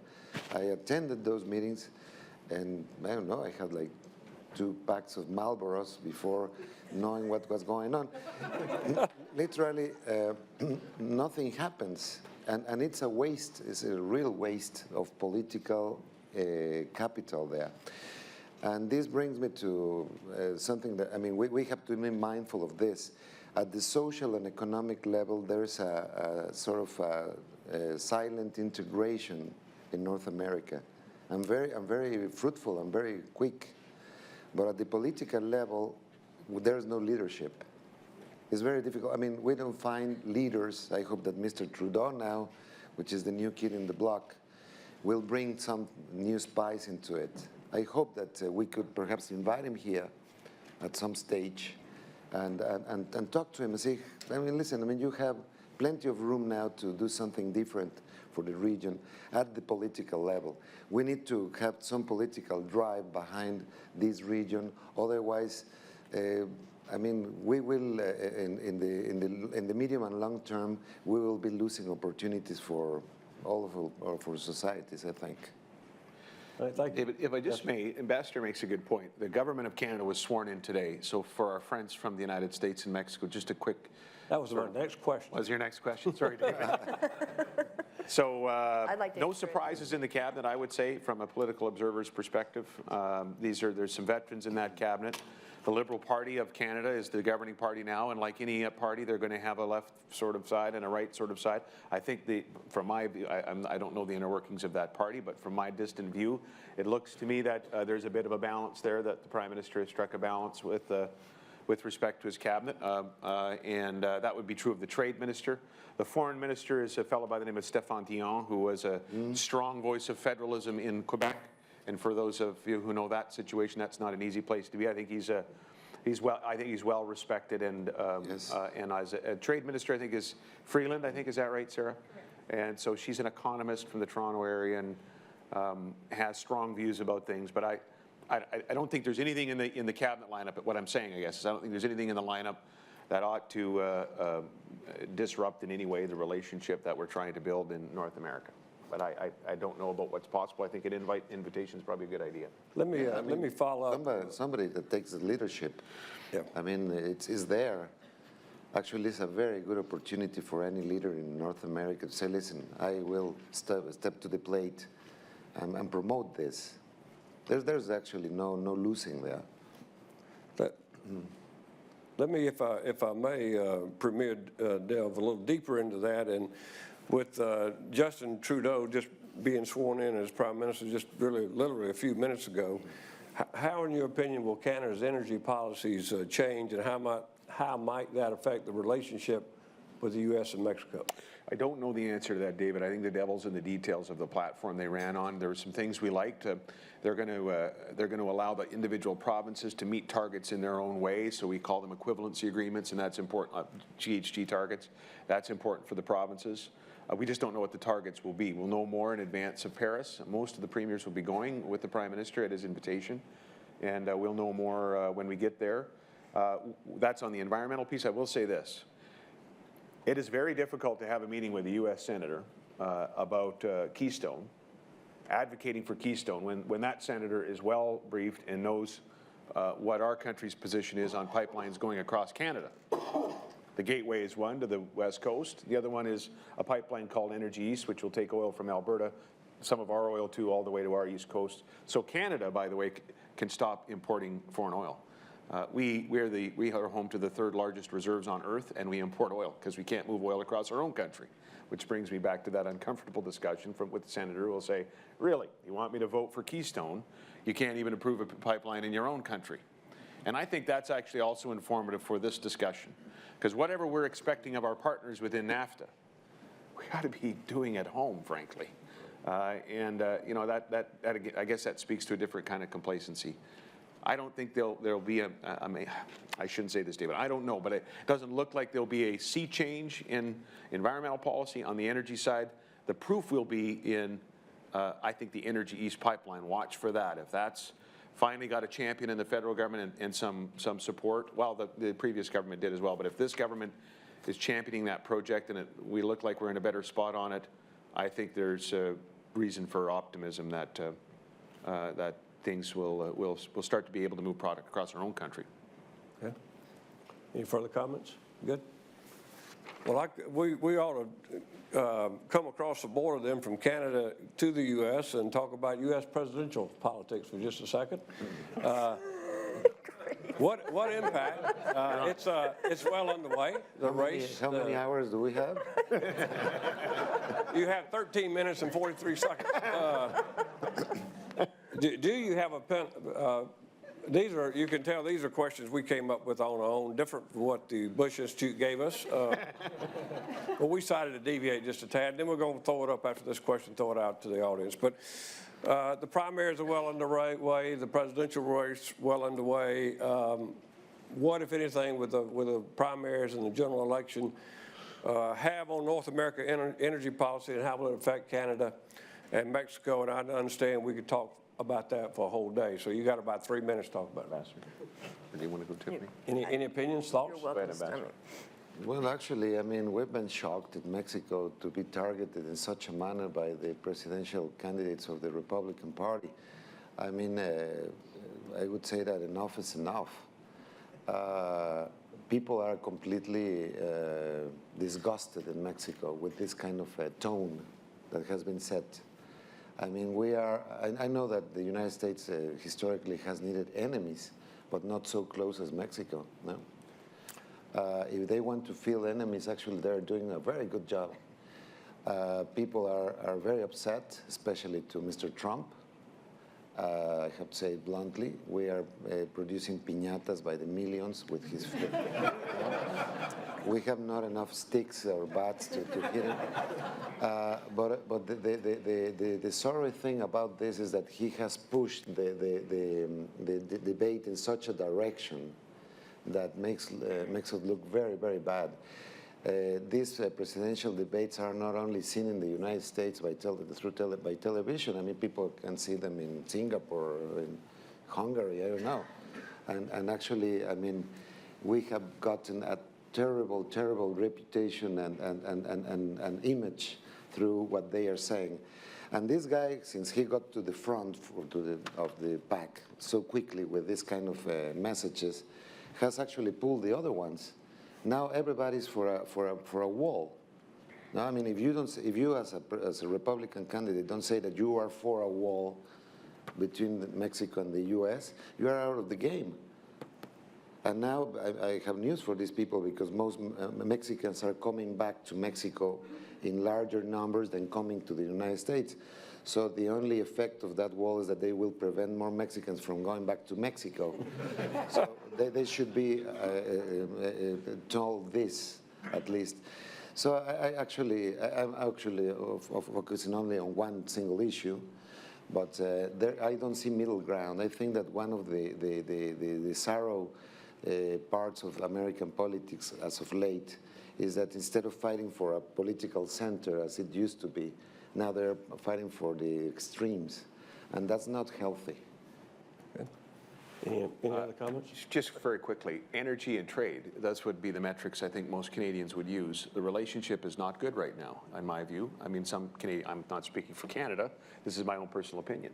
The border is thickened. Buy America has manifestations about 3 times in different legislation that was that we actually had worked out. Prime Minister Harper had worked with the Obama administration and worked with our provincial premiers to get that protectionist piece out of it, at least as relates to, I think, the NAFTA partners. Yeah. But it came back in, so that was a bit of a problem, David. And of course, Keystone. You know, these are all sort of symptoms of a relationship that's not, frankly, as good as it was a few years ago. And so the measure will be I think for Canadians will be on trade issues and on and that would be also TPP, by the way. Our country has to make a decision about that. I didn't mention the new Prime Minister is notionally supportive of TPP, but we don't know for sure about ratification. They say they want to see the deal. We're strongly in favor of it, obviously, in the West, and I think most provinces, I think all of them actually. And so the measure will be trade and energy policy. Pipeline approval is one of them, but working together. You know, we have this carbon capture experience in southeast Saskatchewan, as you know, David, because the U.S. Department of Energy stepped up and invested $5 million in our province. Pretty bold move on their part, maybe not a huge amount, but it'd be tough for me to defend in my legislature, investing $5 million in some American project, and they did it. The U.S. DOE has been a meaningful partner for us to establish this expertise. And now there's a new clean energy dialogue established between our 2 countries. We need to kind of breathe a little life into that. And of course, we've already talked about the regulatory piece that we need to work on together. But energy and trade will be the measure, I think, David. The coal legislation also is obviously a major irritant. Tiffany, anything to add? Well, this is, I mean, a question when I go to Mexico and Canada, I get it a lot. It's something that, you know, people are discussing constantly, is what the state of affairs of the U.S. government. And it's fairly disgraceful, I think, what's going on in our U.S. Congress related to trade and all the issues that we have going on. I think that, and no one really knows what's happening. I mean, yes, everyone's fighting at extremes now instead of working to come together to the center to move things forward. I think the reason why Donald Trump has had a bit of success is because people are so sick and tired of and fed up with the way U.S. Congress has not been working. So there was a door there and he kicked it open and he's gotten support that way. It's not the right kind of support, but that's why, because people are just fed up. And so it goes directly back to the purpose of the North American Working Group and of NASCO and other organizations, is about our messaging. I feel like our U.S. members of Congress, our U.S. leadership, they are not leading, they are pandering to the lowest common denominator of their constituents. Their constituents are isolationists, they're protectionists, they're racist, quite frankly, against Mexico. They get the immigration issue mixed up with the trade issue for Mexico. It is an emotional argument. The facts don't matter anymore, something we've discussed ad nauseum. The facts don't matter. And so, you know, it was interesting because Professor Lawson was here talking about how he's thrilled to have all of his work now go into the North American Scorecard and get in the hands of real people. And I would say that I don't think that we are real people, not by judging what people out there think about real people. I would say that we're kind of the North American dorkiest champions out there, but like if you bring this stuff up, if I whipped out my mobile phone at a party with my friends and said, check this out, they would be like, go away, you're bringing us down, man, what is this stuff, you know? And when people say, what do you do? And I start talking about it, they just fog over and go, wow, that's a niche, isn't it? And what, you know, and I'm like, no, it's an important niche, and I try to bring them back, and my husband's like, oh my God, I'm gonna go get a beer while she does this 30-minute, you know, tirade about why this is important. So, I mean, but this is the issue. We have a messaging problem, and we've got a lot of people that believe in this stuff, but we've got to have an emotional argument for why North America matters and why we need to do these things. And saying stuff like cross-border infrastructure, people don't even know what that is. I mean, what? What does that mean? It's scary, sound yuck. I don't like it. I don't like it. I don't want that. No. You know, I mean, you've got to figure out that it means your jobs and that everything you own practically relies on international trade. So making the all trade is personal. We're coming up with a campaign by working with a group of organizations that are like-minded to make an all trade is personal campaign, to really try to drive home to people, to those constituents that are the naysayers out there, that look, this is important to you. This is why you have a job. You don't even know it, but this is why you have a job. So the messaging, again, is our greatest challenge. It's the most critical thing because the elected officials only respond, they want to get reelected. No offense, I'm not all of them. Some of them, the best one is up here. I want to get reelected. Yeah, well, but you're doing the right thing. But I mean, it's just it's just sickening what you see going on out there with the conspiracy theorists and all this kind of stuff. And so that's what we're fighting against. It's people that don't care about facts, and they're certifiably insane practically. They're uneducated on the issues. They don't care about them. And that's what we're up against. So we've got to get crazy and bold with our messaging and very emotional to have a guttural response to get people to change their minds. We've got about 5 minutes for questions now, so let's take some from the audience. Yes, sir. We got mics. Eric Miller, Canadian Council of Chief Executives. I fully agree on the notion of needing a brain and coordination. So one thing I'd put on the table is Europe. So Mexico's renegotiating its trade deal with Europe. Canada has not yet ratified its deal, and the U.S. is negotiating. Why don't we do North America, EU, and make it one big trading bloc? After all, a common project brings people together. Master. I would say, first of all, let's try to do something in North America and then reach out. We have to look more and have more institutions, I think, first here before doing that. Actually, once I remember in one of these geopolitical exercises, we did something that the Germans started to call the hexagon, no? Which is the West, basically, the West of the world, that we should have at least some, let alone a brain, a couple of neurons to see into the future on how this part of the world that shares some values could do something together. You don't see it at the UN, for instance. We don't have very few issues. We have common policies with the Europeans, with the South Americans, with the Australians and so on and so forth. I see it a very long shot. I see the point, but I see it down the line. Probably right now, Europe is more isolationist because of their own problems. You've got free trade agreements that are being negotiated now. Yeah. USTR is negotiating with Europe alone. Yes. And production systems will be broken apart if you don't put them together. No, actually, to us, I mean, that's what happened. Canada and the U.S. had started negotiations for a free trade agreement. Then Mexico jumped in, and actually Canada managed to renegotiate what had already done at the trilateral level. We could do something definitely. This is why it goes exactly in the line that I was saying a while ago, that in some areas, behaving as a bloc and be perceived as a bloc would give us an advantage. And actually, we could negotiate better for a different kind of relationship, economic relationship with Europe and Asia, as a matter of fact. Within TPP, to tell the truth, for Mexico, TPP is meaningless because we are only adding Vietnam, Brunei, Malaysia, and the two from Oceania. That's it, which is meaningless. We have already the free trade agreements with Japan, with Canada, with the United States, which are the larger ones. So for us, it's basically meaningless. But if we did something to set the rules of the game in a different way through a bloc position, That would be a good one. So the question again is more open in my mind. Where do we want to be perceived as a bloc in order to improve our position in the world? We are not even starting to think about it. We don't have an institution, a center, we'll call it the way you like in North America. Perhaps this could be it. This could be the embryo. I don't know if the Bush Center could be the embryo to create something of that nature, and where to have some more strategic thinking from the North American end. But I see your point. I see it as a long shot again, but see your point. That is very valid, I think. Let's try to get one more question. Yes.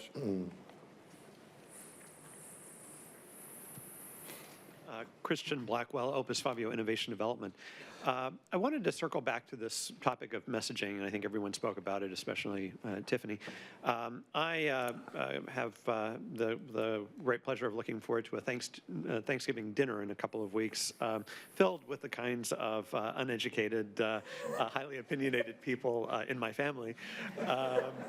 And undoubtedly, this topic will come up. And as one of those who, I guess, the North American dork type person that Tiffany mentioned, who could easily defend free trade and North American integration with 30,000 words, but with more difficulty in that 1-minute soundbite. I'd like to turn that deceptively difficult question back to the panelists. I'd like to ask you, what's your 1-minute soundbite defense of North American integration and free trade? That's a good way to conclude.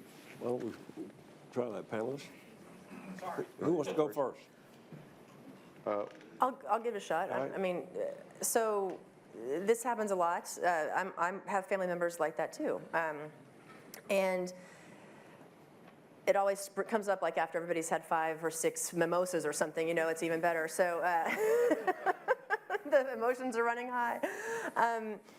What I usually talk about is that unbeknownst to so many people out there that are of that like mindset, that our supply chains are already so integrated and products are being made in Mexico, US, and Canada. I usually talk about their cars, but then I talk about just getting away from, because the Mexico, when you bring up Mexico, it always brings up the Mexican immigration issue, and they're 2 separate issues. So then I just talk mostly about the importance of international trade, and that Mexico, US, Canada, it's a global world out there now, global marketplaces. We need to compete together to beat everyone else. We don't need to worry about US, Canada, and Mexico separately trying to compete with one another. That's just going to bring us all down. You've got to get together to be a force to be reckoned with against the rest of the markets that are out there trying to do the same thing, that are investing billions and billions and trillions of dollars into infrastructure and things like that because their governments can just make it so. They don't have the democracies to deal with, even though it's the best system on earth. So I talk about that. I talk about everything you touch, see, smell, everything in the world, this glass, this flower, this what is that, bark, table, my cape, the microphones, our shoes, our carpet, everything in the world doesn't just poof into existence overnight. They're not little fairies that put that in place. It moves on our logistics and our supply chain system. It moves internationally. It moves globally. And so if you brush your teeth and you have a toothbrush, thank international trade. If you're having coffee in the morning, that's probably coming from somewhere too. Like everything you touch and everything that affects your life comes from as a result of international trade. And the costs of those goods at the marketplace, most of it is made up of transportation costs and logistics costs. Then you have insurance premiums and you have fuel. And if you can get a system that works together to make all those networks more seamless by fixing the border infrastructure issues and regulatory harmonization and things like that, all you're doing is driving the cost of those goods down, which is economic development for everybody. Freight, international trade is the backbone of every nation's economy to be successful. So that's what I say. And then they all start crying, and I go off and have another one. All right, in 60 seconds or less. I'll try to Brad and So our exports in the province of Saskatchewan are about $35 billion. Our GDP is just sort of somewhere under 70. So roughly, if that's it's a reasonable ratio to use. If you're at that table, you're at a table of 10 people right now. I think you could quite credibly say if that was a table of Saskatchewan people that without trade, not just, well, mostly in North America, but without trade in general, you and the 3 ladies and the tall fellow from the UK are all out of work. So find out what your number is in the US. Is it 1 in 7 jobs depend on trade, and then how many in North American trade? Have that exercise at Thanksgiving dinner. You, and you are all out of a job. If we're not careful about this, if we don't foster this relationship, we don't keep trading. Sorry to the tall fellow from the UK. I forgot your voice. All right. You good? Yeah, we just a final word. We have been able to create some sort of a common factory in North America. President Bush himself was talking about the cars is a very good example. The content that we have in all of the products that, let's say, are most traded amongst our three countries have a content from each other that is very, very significant. Now, the question is, are we satisfied with just having like a common factory? Do we like it that way? Or do we strive for something more? Okay. Well, panelists. One more thing. And Sure. And you owe me 15 seconds. Okay. Oh, okay. Well, do you want your 15 seconds now? Go for it. Okay. Well, I was going to say, I also try to rehabilitate the image of Mexicans because a lot of those people that are of that mind frame, they've never been to Mexico. They've never worked with a Mexican. They've never worked with Mexican companies. And the Mexicans they know are their yardmen or their housekeepers. And so they think, why do we want to do business with those people? So I explained to them, you go down there, Mexicans are richer, smarter, more innovative, have higher technology. I mean, their economy is growing. They are a future leader of the world. And you guys need to get your heads right about this because Mexicans are not just your yardman or your housekeeper. And if they filter in the immigration argument, then it becomes something that's kind of goes like this, which is that if we all work together, there's opportunity everywhere that grows. And there's actually not as much Mexican immigration to the U.S. as there used to be because there's more opportunity in Mexico. And the better it gets in Mexico, the less Mexicans will come across. And most of the Mexicans that come across actually want to go back, but they can't because they're so afraid they'll never make it back again. So there's all these issues and policies at the federal level that need to be adjusted, and that a lot of the issues kind of get better on their own that way. So that's my last thing. Everybody good? Good. Nice job, David. Thank you, sir. Well, let me say this, panelists, you were terrific. Love your passion. Please give them a round of applause. Thank you very much. I'm thankful.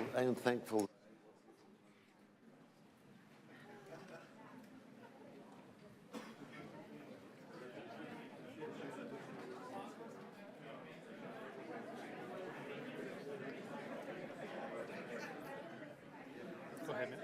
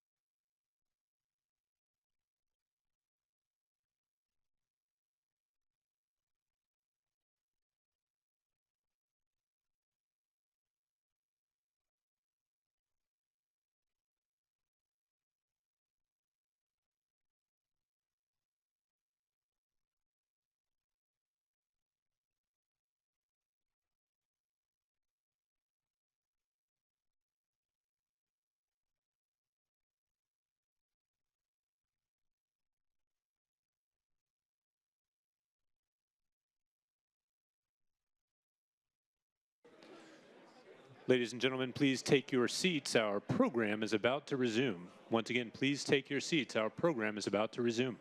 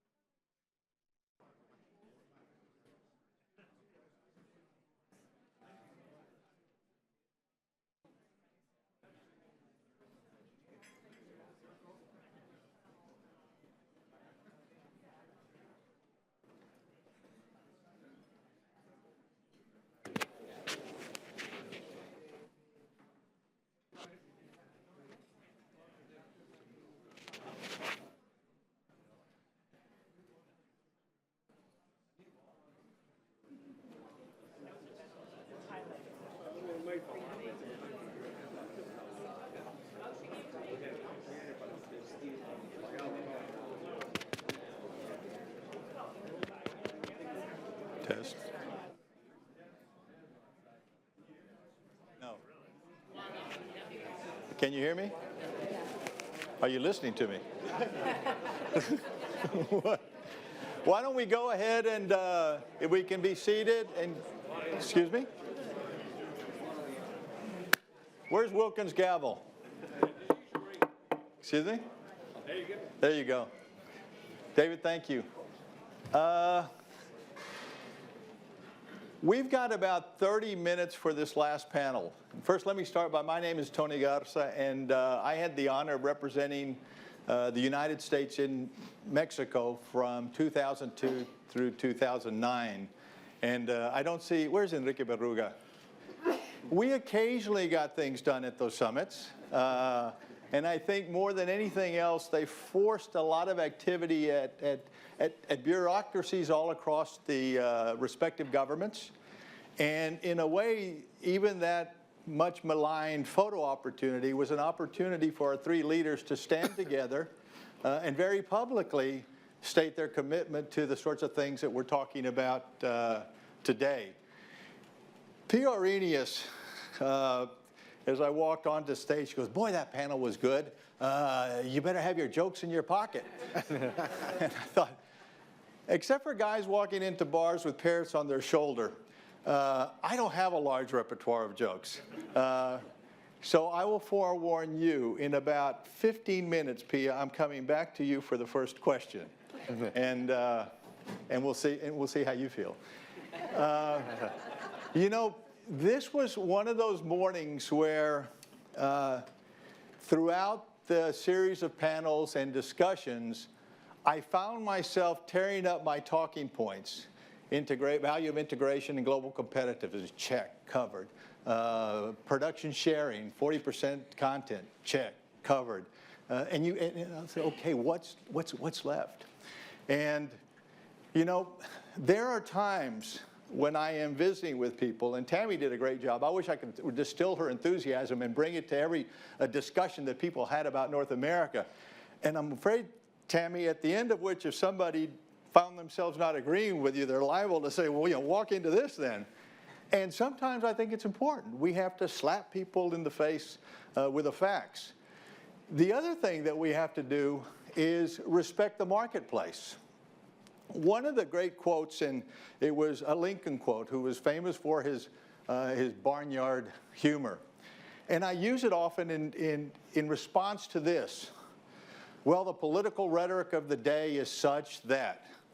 Do you think, given the tone of the discussion amongst Congress or Canadians or people in Mexico about each other is detrimental to trade? And when you look at the billions of dollars of trade that are done each day, it reminds me of that great Lincoln quote that's, where he said, I've never seen cats do anything but fight.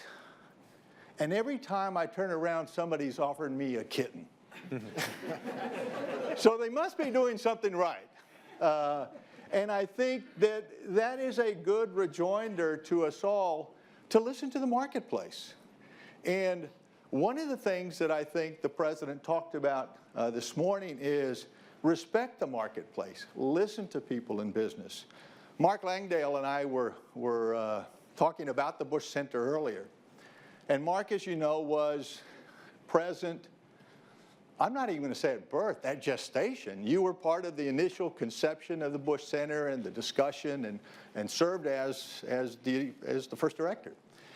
And when you look at what other presidential centers and libraries have done, and they've all, I think, been wonderful testaments to presidents, both sides of the aisle, over the course of this country's long history, and there are a number of them.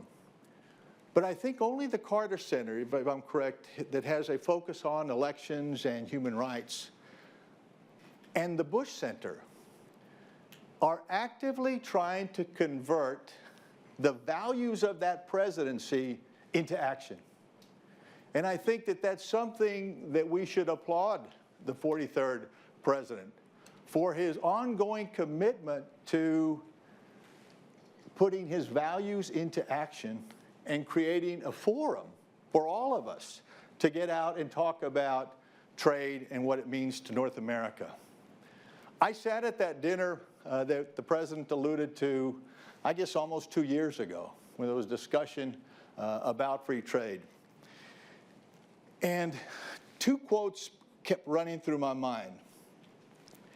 The first, and I listened to this really an amazing group of very smart, some I would also characterize very wise, given the fact that they had been at this for decades. And I thought to myself, if we're so smart, why isn't anybody listening? And I think that's sometimes a frustration that we feel when trying to talk about trade. We've got the opportunity today with two, I think, very special panelists, Thomas and Thomas. And if you know our 43rd president, he'd call this, in his inimitable way, the Tom-Tom panel. And I think they cover the sorts of things that when I would talk about trade, I would say there are two types of trade people, and they're both very necessary. One is the person that can explain the global economy and talk about investment environments and make the argument for the complementary nature of marketplaces, the United States, Mexico, and Canada. And in this case, that's Thomas Stacey, who has been with UBS for a number of years, serves as a director, and in a few moments we'll talk a little bit about the global economy and what it means for North America. He's also a very brave man because he introduced his wife, Allie, to me this morning, and he says, I've asked her to grade my performance. I will tell you right now, B+ or better, regardless of what comes out of his mouth. And the other panelist is Thomas Sanderson, who is with Transplace and is a logistics guy. Thomas has been at this 34 years, is both Transplace, the logistics consultancy, has a newsletter, has been involved, I think, in discussions going back to the days before intermodal, and I hope that you'll spend some time talking about that. But I think a testament to all of us needing a fallback at some point. He was also a craps table manager in Las Vegas early on in his career. So this is a guy that knows a little bit about risk and probably a lot about moving things along when they needed moving along. So why don't we start with Tom. Stacey. Perfect. A little bit, given what you've heard this morning, where are we globally? How does that impact North America? And if you were advising your clients as to the investment environments first, what would you be telling them? The first thing I would tell anybody is that North America is the best place in the world to invest. So go back and look at, say, 2008 when the markets, when the stock markets were cratering. What did people do at that moment in time? They got out of stocks, but they began to buy treasuries, okay? United States treasuries specifically, because they believe in a couple of things. They believe in the faith of what's happening here in North America, specifically in the United States. So let's put it in perspective. I work for a Swiss bank, big global Swiss banks. We're kind of the opposite. We're moving businesses into this area of the world. About half of our business in the world is based in the United States. We have about $1 trillion of client assets based in the States. So it is an extraordinarily meaningful business for us to be here. And there's two reasons, in my opinion, why that works. One is that the culture here is one of entrepreneurship. It's one of capitalism. And the second one is a rule of law. So we understand what's going to happen here when events take place. So let's look at a company real quick. Let's look at Uber. Everybody familiar with Uber? Right? Use your phone, you dial, you hit your button, and a car will show up at your house and pick you up and drop you off, right? Invented in San Francisco. It's a technology company. They put this business together, and it's got a market cap that who knows how big it is, right? Everybody agree and familiar with that product? But also, what happens with Uber is that they understand that they can patent their technology. Nobody's going to steal it from them. They can go into these various markets. Now, listen, people disagree with their business model, and I'm not here to debate that. But what Uber can do is go in, and then they can set up this business model, and they've done it around the world. The structure and infrastructure that takes place here enables them to do that. And I think those are the two key components that happen in the U.S., that happen in North America, and if we can expand that, it would happen further along through North America and Central America.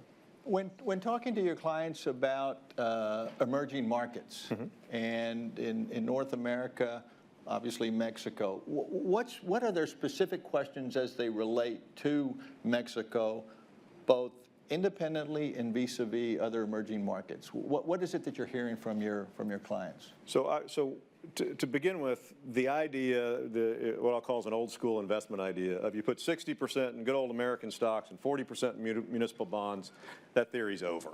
It's been over for a long time, whether you're my financial institution or any of the others. So we take a global perspective when we look at investing. So when we look at very specific markets like Mexico, there are several things that are taking place. So just look at two companies here that are Dallas-based, AT&T and Southwest Airlines. So you think of Southwest Airlines, you can fly to Houston and back 500 times a day, right? Everybody get that? But also you can fly to Mexico from Southwest Airlines. They're moving into that marketplace, which is telling us that marketplace is good. Same thing with AT&T. If you read the Dallas Morning News this weekend, you'll see that AT&T is making a massive expansion in their mobile business into Mexico. And so if the proof is in the pudding, we have two Dallas-based companies that are expanding their business model into Mexico. And so I think that's how you capture it, is we just tell them the proof's there. Yeah. Conversely, are you seeing more the multi-Latina, Mexican companies with a significant presence in the United States? Are you asked about the Bimbos, the Cemexes of the world? We get asked about so when we're looking at specific companies here, when the trade comes back and forth, our clients are looking at the footprint and the amount of earnings that take place from those companies. Where they're domiciled is almost irrelevant, similar to what UBS is, whether they're domiciled in Switzerland, in New York City, in Dallas, Texas, or in Mexico City. That is irrelevant to us, but as far as trying to diversify someone's portfolio geographically, we would look at that based on their economic circumstances. Yeah. Let me move to Tom Sanderson for a moment. 34 years. You predated NAFTA. In the wake of NAFTA, as somebody that spent a lot of time in my own life along the border, I always got a sense that we were playing catch up in terms of infrastructure. First question. Judging from the comments this morning, we're not caught up, but is there increasingly a recognition of the role of infrastructure, and are we doing enough on the non-tariff obstacles to trade? I'm assuming the response is no. What have you seen, and what would your recommendations be? Well, we're clearly not doing enough. We, and our company manages several $1 billion worth of freight transportation in North America. That's our market. We're very strong in Mexico and Canada as well as U.S. Across the Mexico border, here's the way freight moves. If it's moving northbound, we have a Mexican trucking company that picks it up. They take it to the border. They drop it off. You have a second trucking company that's just in position to shuttle it across the border where they drop it off. And then you have a U.S. trucking company that picks it up and moves it on to the destination. On top of that, you have customs clearance. Now, that's the best possible situation today, because in many cases, the trailer or container is not going to move intact inside of Mexico to the U.S. So you also have a transload facility, either, typically in Laredo. So there's a lot of delay in time, and there's a lot of incremental cost associated with moving freight, either northbound or southbound. And in logistics, that's what you're always trying to drive out. You're trying to make it faster. You're trying to make it cheaper. So part of that is infrastructure, from this traditional infrastructure standpoint of highways and bridges and clearance, and part of it is more regulatory and tariff. And in fact, there's a good counterexample in rail freight or intermodal freight. So truck picks it up, puts it on a train, truck delivers it. And so one of the big areas of growth, U.S.-Mexico, is cross-border intermodal. And one of the key advantages is you can clear customs inside of Mexico, whether northbound or southbound, so you get to go across that border much more quickly than you can with trucks. So a lot of impediments. In a way, that's good for me and Transplace because it makes it easy for us to sell our services. Talk about intermodal just a bit more, the genesis of it, what it took politically, if you will, to have that concept embraced. In the U.S. or Mexico?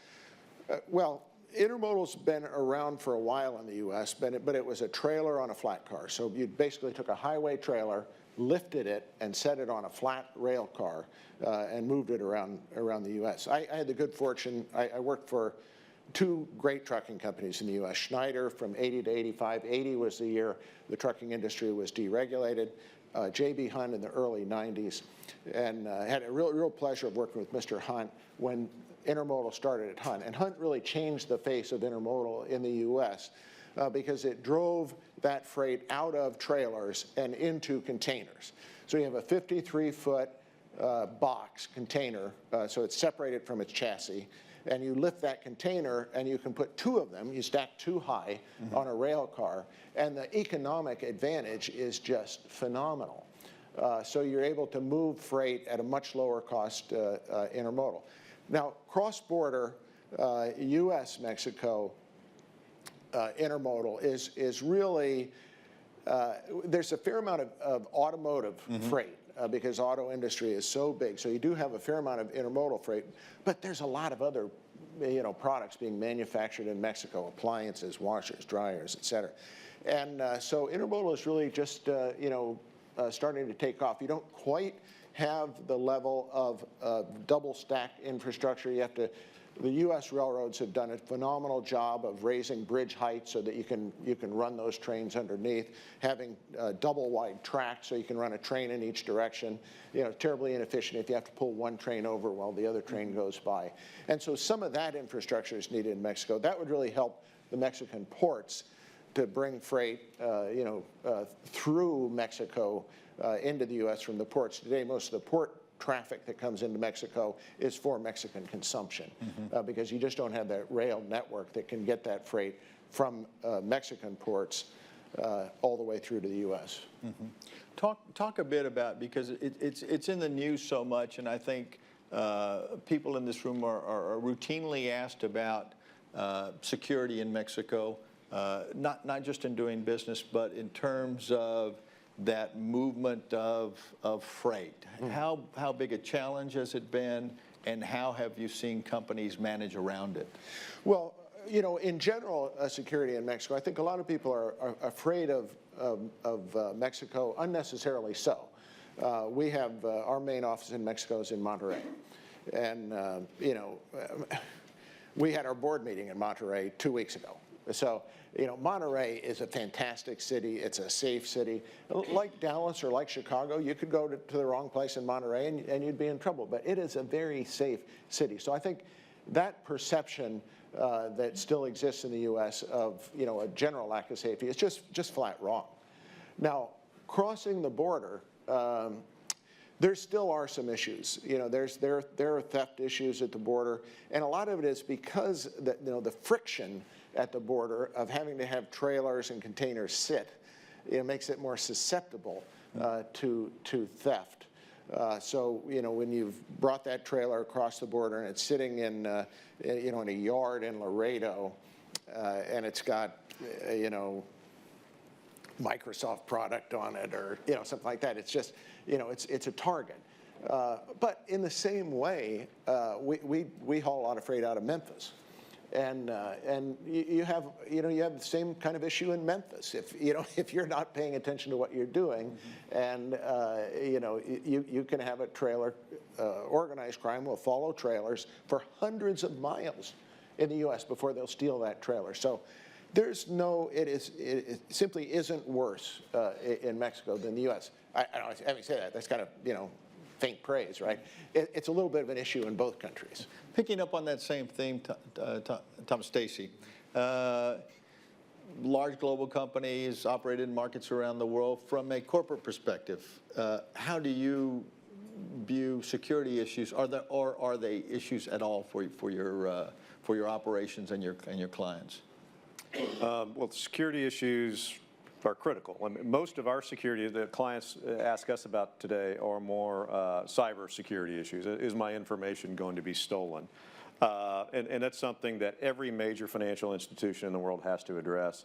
And it's a constant race because the criminals are getting more sophisticated, and you know, we're trying to make sure we stay 2 steps ahead of them. But I think that's the biggest issue we have as far as that goes. Is there, and this is something perhaps there are people better situated to ask this question, in terms of privacy of client information and questions that I'm sure are very relevant to the people who do business with you, is there sufficient either governmental cooperation or harmonization within NAFTA of issues related to privacy, data, cybersecurity, just opening up that whole area? So I'll share it just from our company's perspective. So I, again, work for UBS. We have divisions all around the world. So I work for the American version. I operate under American law. But I cannot share my information, even internally, with people. The people who need to know if you're our clients, it's on a need-to-know basis. So, for example, if an office in Mexico City were to call me and say, hey, do you have Mr. and Mrs. Client in your office? And I would not be at liberty to disclose that to them. There are mechanisms by which someone can go through and find that information out.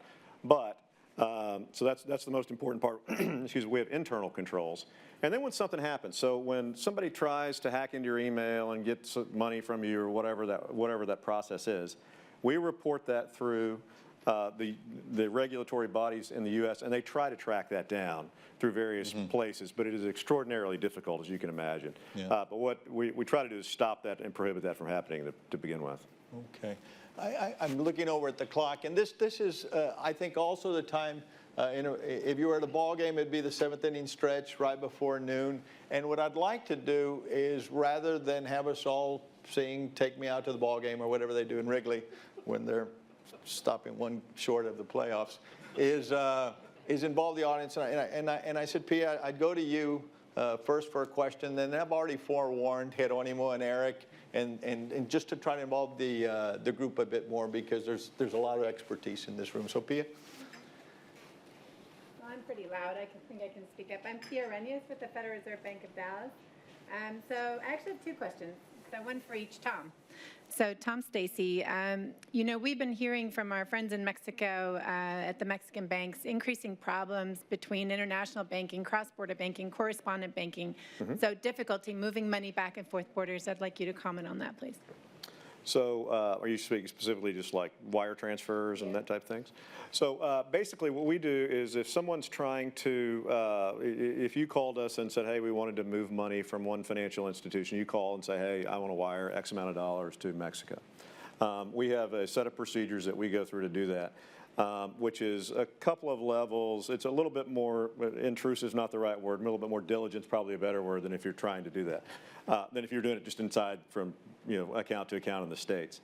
But, so we go through, we follow, the protocol and procedures we have in place. If anything happens where it's a red flag, we immediately will stop that process, and the wire transfer, money movement, or account security transfer immediately stops. Then we have our control and compliance departments which take that information and then would report it through you guys or whoever the necessary regulators are to stop that. Okay. I mean, it's maybe it's more of a problem from Mexico and this, moving money in this direction as well. I don't know, as far as the banks talking to us about problems they have. Also now, it used to be you could send a remittance to Mexico and it would, reach them in 5 minutes. Now you have to have an interview with the remittance company and they want to make sure you're not a drug smuggler. So it's actually, if you're trying to send money home, it's a problem. My other question was for the other Tom.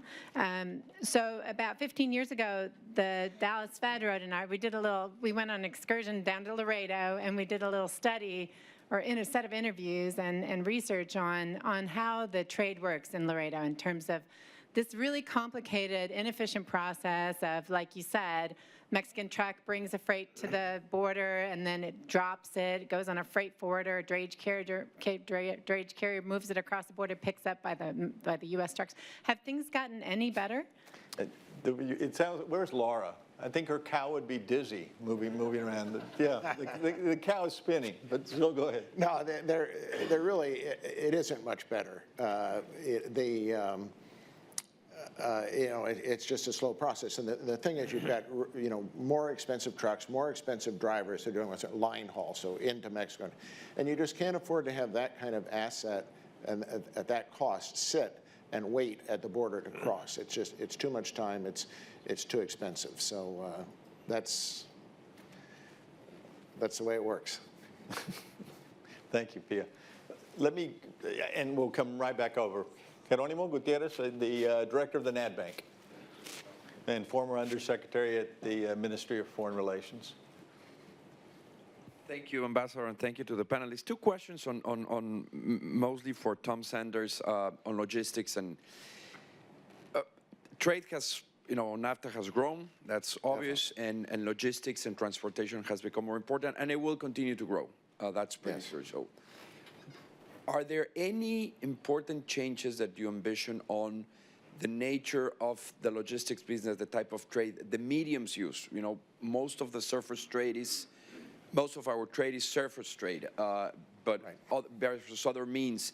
Will the Panama Canal, some people talk about how the Panama Canal changes or modernization can affect logistics worldwide, including North America. So is there anything that it's out there in the next years that can change the nature of the logistics business in North America? And related to that is, we talked about the auto industry, and it's like the auto industry is the North American industry by nature, no? And everybody talks about how they really don't compete. A car is done, President Bush mentioned it, today in the 3 countries, components. But how do you, logistic firms, how would, for example, the discussion about whether Long Beach port is saturated and we should be building something in Baja California, what's the reaction that on Long Beach? And because it's not as obvious that we don't compete in that type of infrastructure projects. I don't know if I was clear. So, for the first part, I think the biggest change in logistics between Mexico and the United States is going to be an increase in rail traffic. You've got a large imbalance of freight flows, more northbound freight than southbound freight. And so what that means is you have a lot of equipment that moves back to Mexico empty.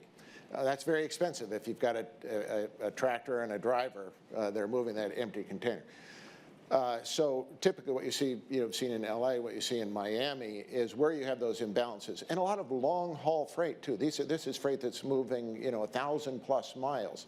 That's where the economic advantage of intermodal is tremendous. And the Mexican railways and the US railways are highly focused on that. Companies like us are, highly focused on that. I think you'll really see a big growth in that, which will take some highway freight off. But it's such a small fraction today of the total freight that moves cross-border. It could double or triple every year, and it wouldn't, really take a sizable dent. And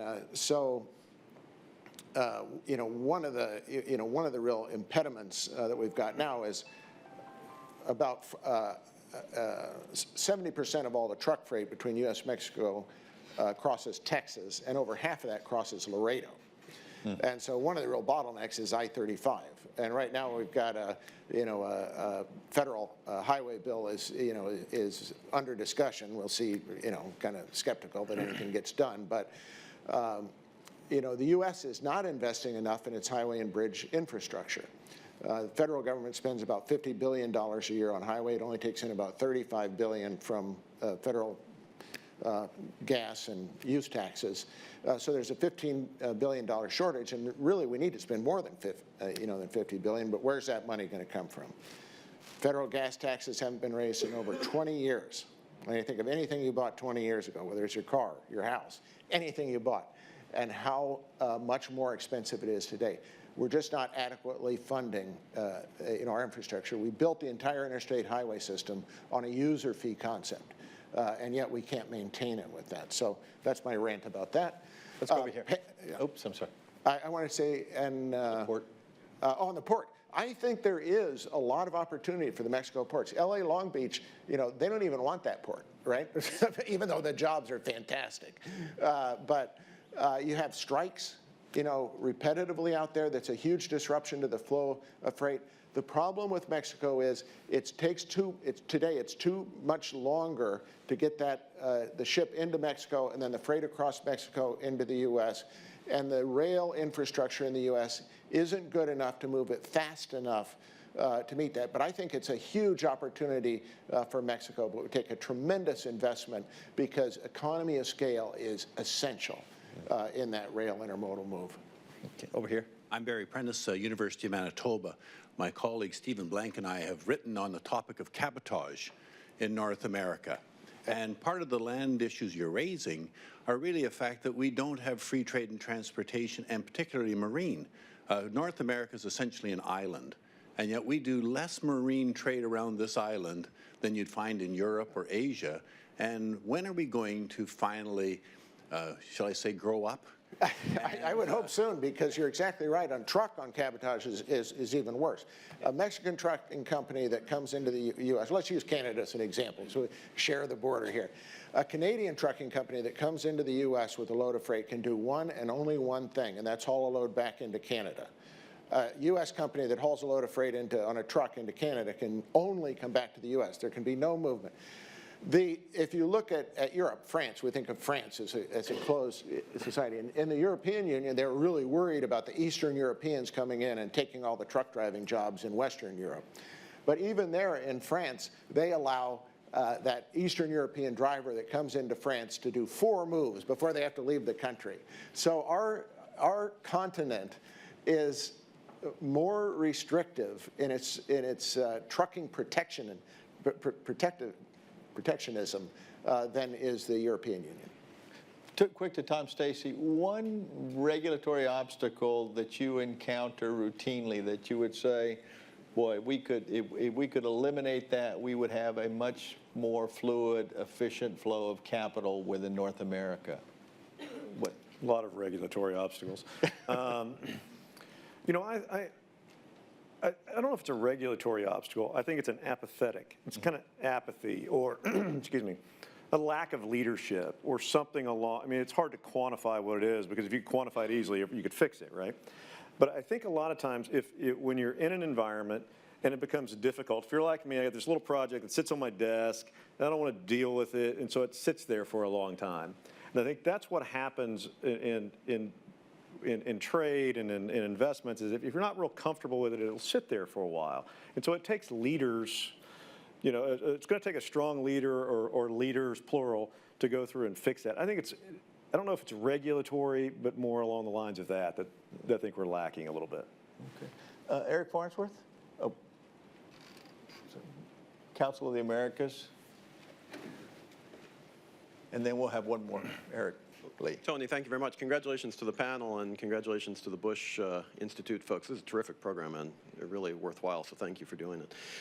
I'm delighted that the private sector has a voice on this panel because the private sector traditionally has been a real driver, no pun intended, but of the North American agenda. And in fact, if you go back to the late 80s, prior to NAFTA, it was actually the U.S. and Mexican private sectors that together pushed their respective governments to move forward into a negotiation that Canada later joined and it became NAFTA. It's really interesting to see how that dynamic has changed in the last 20 to 25 years. The private sector hasn't necessarily prioritized North America so that when they're talking to their leaders, they're using those precious moments with their own leaders to talk about other things. But North America really isn't the top talking point. We saw that actually in the George W. Bush administration with the three governments came together with the Security and Prosperity Partnership, and there was a very innovative piece of that called the North American Competitiveness Council, and we were directly involved with that, and there were meetings where you actually had private sector leaders from all three countries meet together with their respective leaders in the North American Leaders Summit. It was really difficult, and it's inside baseball, but it was really difficult to get U.S. CEOs to come to the table and sit down for a morning with their three leaders and just talk about economic conditions and business conditions. You could get representatives, but you couldn't get CEOs in the main. And a little bit different dynamic. Mexico, Canada didn't have as much difficulties with that. And I guess my question is, moving forward, we've talked about leadership, we've talked about governments trying to get together, but governments will respond to what their publics are demanding. And I guess the question is, can we anticipate that the private sectors of all three countries or one country or two of the three will really begin to prioritize these issues as an issue of competitiveness for themselves, seeing what's going on with Asia, seeing what's going on with Europe integration, et cetera? Or are we forever condemned to having three individual private sectors that will, use those bullet points when they have access to their leaders, but will do it for something else, and then it will be up to us at a different level to try to move that agenda? What might we be able to anticipate along those lines? You want to take a whack at that? I'll jump at that. So, why does it matter? Right. I think that's if I'm not the CEO, he's the CEO. I'm not the CEO. I wish I was. I'm not. But why does it matter? I think that's the question we all have to ask ourselves as we come to this meeting today and we sit down, we take this information home, and does it matter? And then as policymakers or this institute or whatever, we have to take that information of why it matters and boil it down to a level that a human being can understand. Because a lot of stuff we're talking about, quite frankly, I don't understand some of the stuff that we were talking about today, to be honest with you. Most of it I do, but some of it I don't. But we need to boil it down to a level that's understand and meaningful to me as an individual and meaningful to me as a CEO of the company so that then I'm more interested in it and I understand it and comprehend it as it has an impact on me. Mm-hmm. Tom? It's a real challenge. In our industry, we say freight doesn't vote. And so, it often gets left behind. And it's just a challenge. And the highway bill is probably the best example of that. And I'll take a mini whack at it. And I think one of the things that we saw in this last XM authorization debate, businesses with a very real interest in it started to explain to people and to congressmen of the suppliers in their districts that depended on the reauthorization of the bank. And I think that was a fairly tangible kind of lobbying or rallying of business when they felt threatened. The beauty of the dollar is its cynicism. It will go where it's treated well. And when it's threatened, there are people that will defend it. And I think that's what you saw with this debate in XM. So perhaps more fires that need putting out will engage business and CEO. And I think there is a real fire burning in this country. There is what the president alluded to earlier about this protectionism, this nativism, this anti-trade sentiment. That's a fire that has to be put out. You know, the bumper sticker, Carbo famously said in '92, it's the economy, stupid. Perhaps the comparable for trade is, it's your job, stupid. And if we can reduce it to something so elemental, maybe people on a broader grassroots level will start to appreciate that. We're going to have one more question, Eric Lee, and then we'll wrap it up. But before we go to the question, Eric, Matthew, thank you. Wonderful job pulling this all together, and I know this is a continuing commitment, and it doesn't happen without leadership. I know you're hearing it from the 43rd, but I know each day he's asking you, what have you done to advance this agenda? So thank you for the great work you've done. Eric? Absolutely. Great job, Matt. Thanks so much for the invitation. My question is for Tom Stacey. Has to do with specific financial services industry issue playing out in border banking, cross-border banking. I'm based in the Arizona, in Arizona, the Phoenix area. We're seeing a tremendous resurgence in interest in cross-border trade with Mexico. However, there's an issue in terms of cross-border banking. Lots of branches in the border communities are being closed, and foreign account holders are having their accounts closed, particularly in places like Tucson, Phoenix to a lesser degree, but communities like Nogales and Douglas and Yuma. This is absolutely the wrong direction for trade to be taking at precisely the worst possible moment. Do you have any perspectives on this, how this is seen within the financial services community? I know the FDIC was out recently and they said, well, this is really not was not the intent of the legislation, and we believe that this is an overreaction on the part of the banks. I'm just wondering what your perspective is on that. Well, cross-border issues in the banking community are very defined, and so I'll give you a perspective. So if you are a resident of the United States, resident, not necessarily a citizen, you can have an account here. I mean, there are some caveats to that. But if you're a citizen of the United States and move to Mexico and take up residency in Mexico, then your ability to open an account with my financial institution is going to be challenged. We'll have to go through some extra due diligence and such to have that done.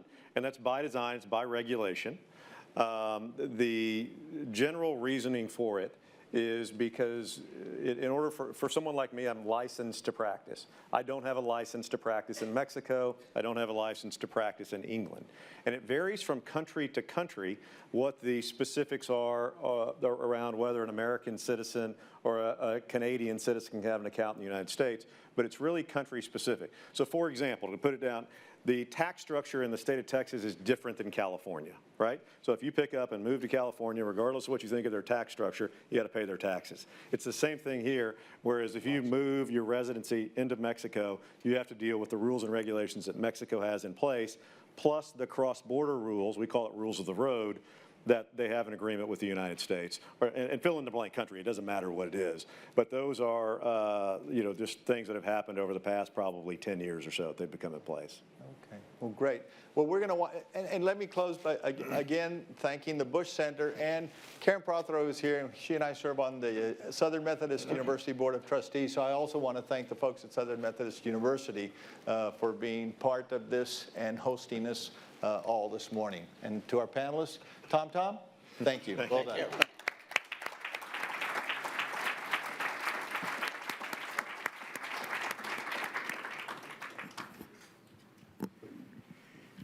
Thanks very much, Ambassador Garza, Tom, for that great panel, great end to the morning. I just want to very briefly, this is going to be a litany of thanks.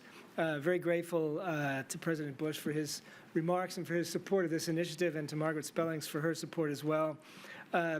Ambassador Wilkins, Ambassador Garza, thank you for your work this morning. Ambassador Wilkins, thank you in particular for your leadership of our working group. And I'd like to, on behalf of everyone, I hope, thank our panelists for their contributions to this morning's discussion. We hope we've given you all some food for thought about North America and its importance for the United States as we compete in the global economy. And finally, let me thank you all for being here this morning. And we do want to offer something more than just food for thought. And so we have set up a lunch buffet for that purpose outside the hall. And please serve yourselves and feel free to return to this room and enjoy your lunch as you continue the conversation. Thanks again for your participation this morning.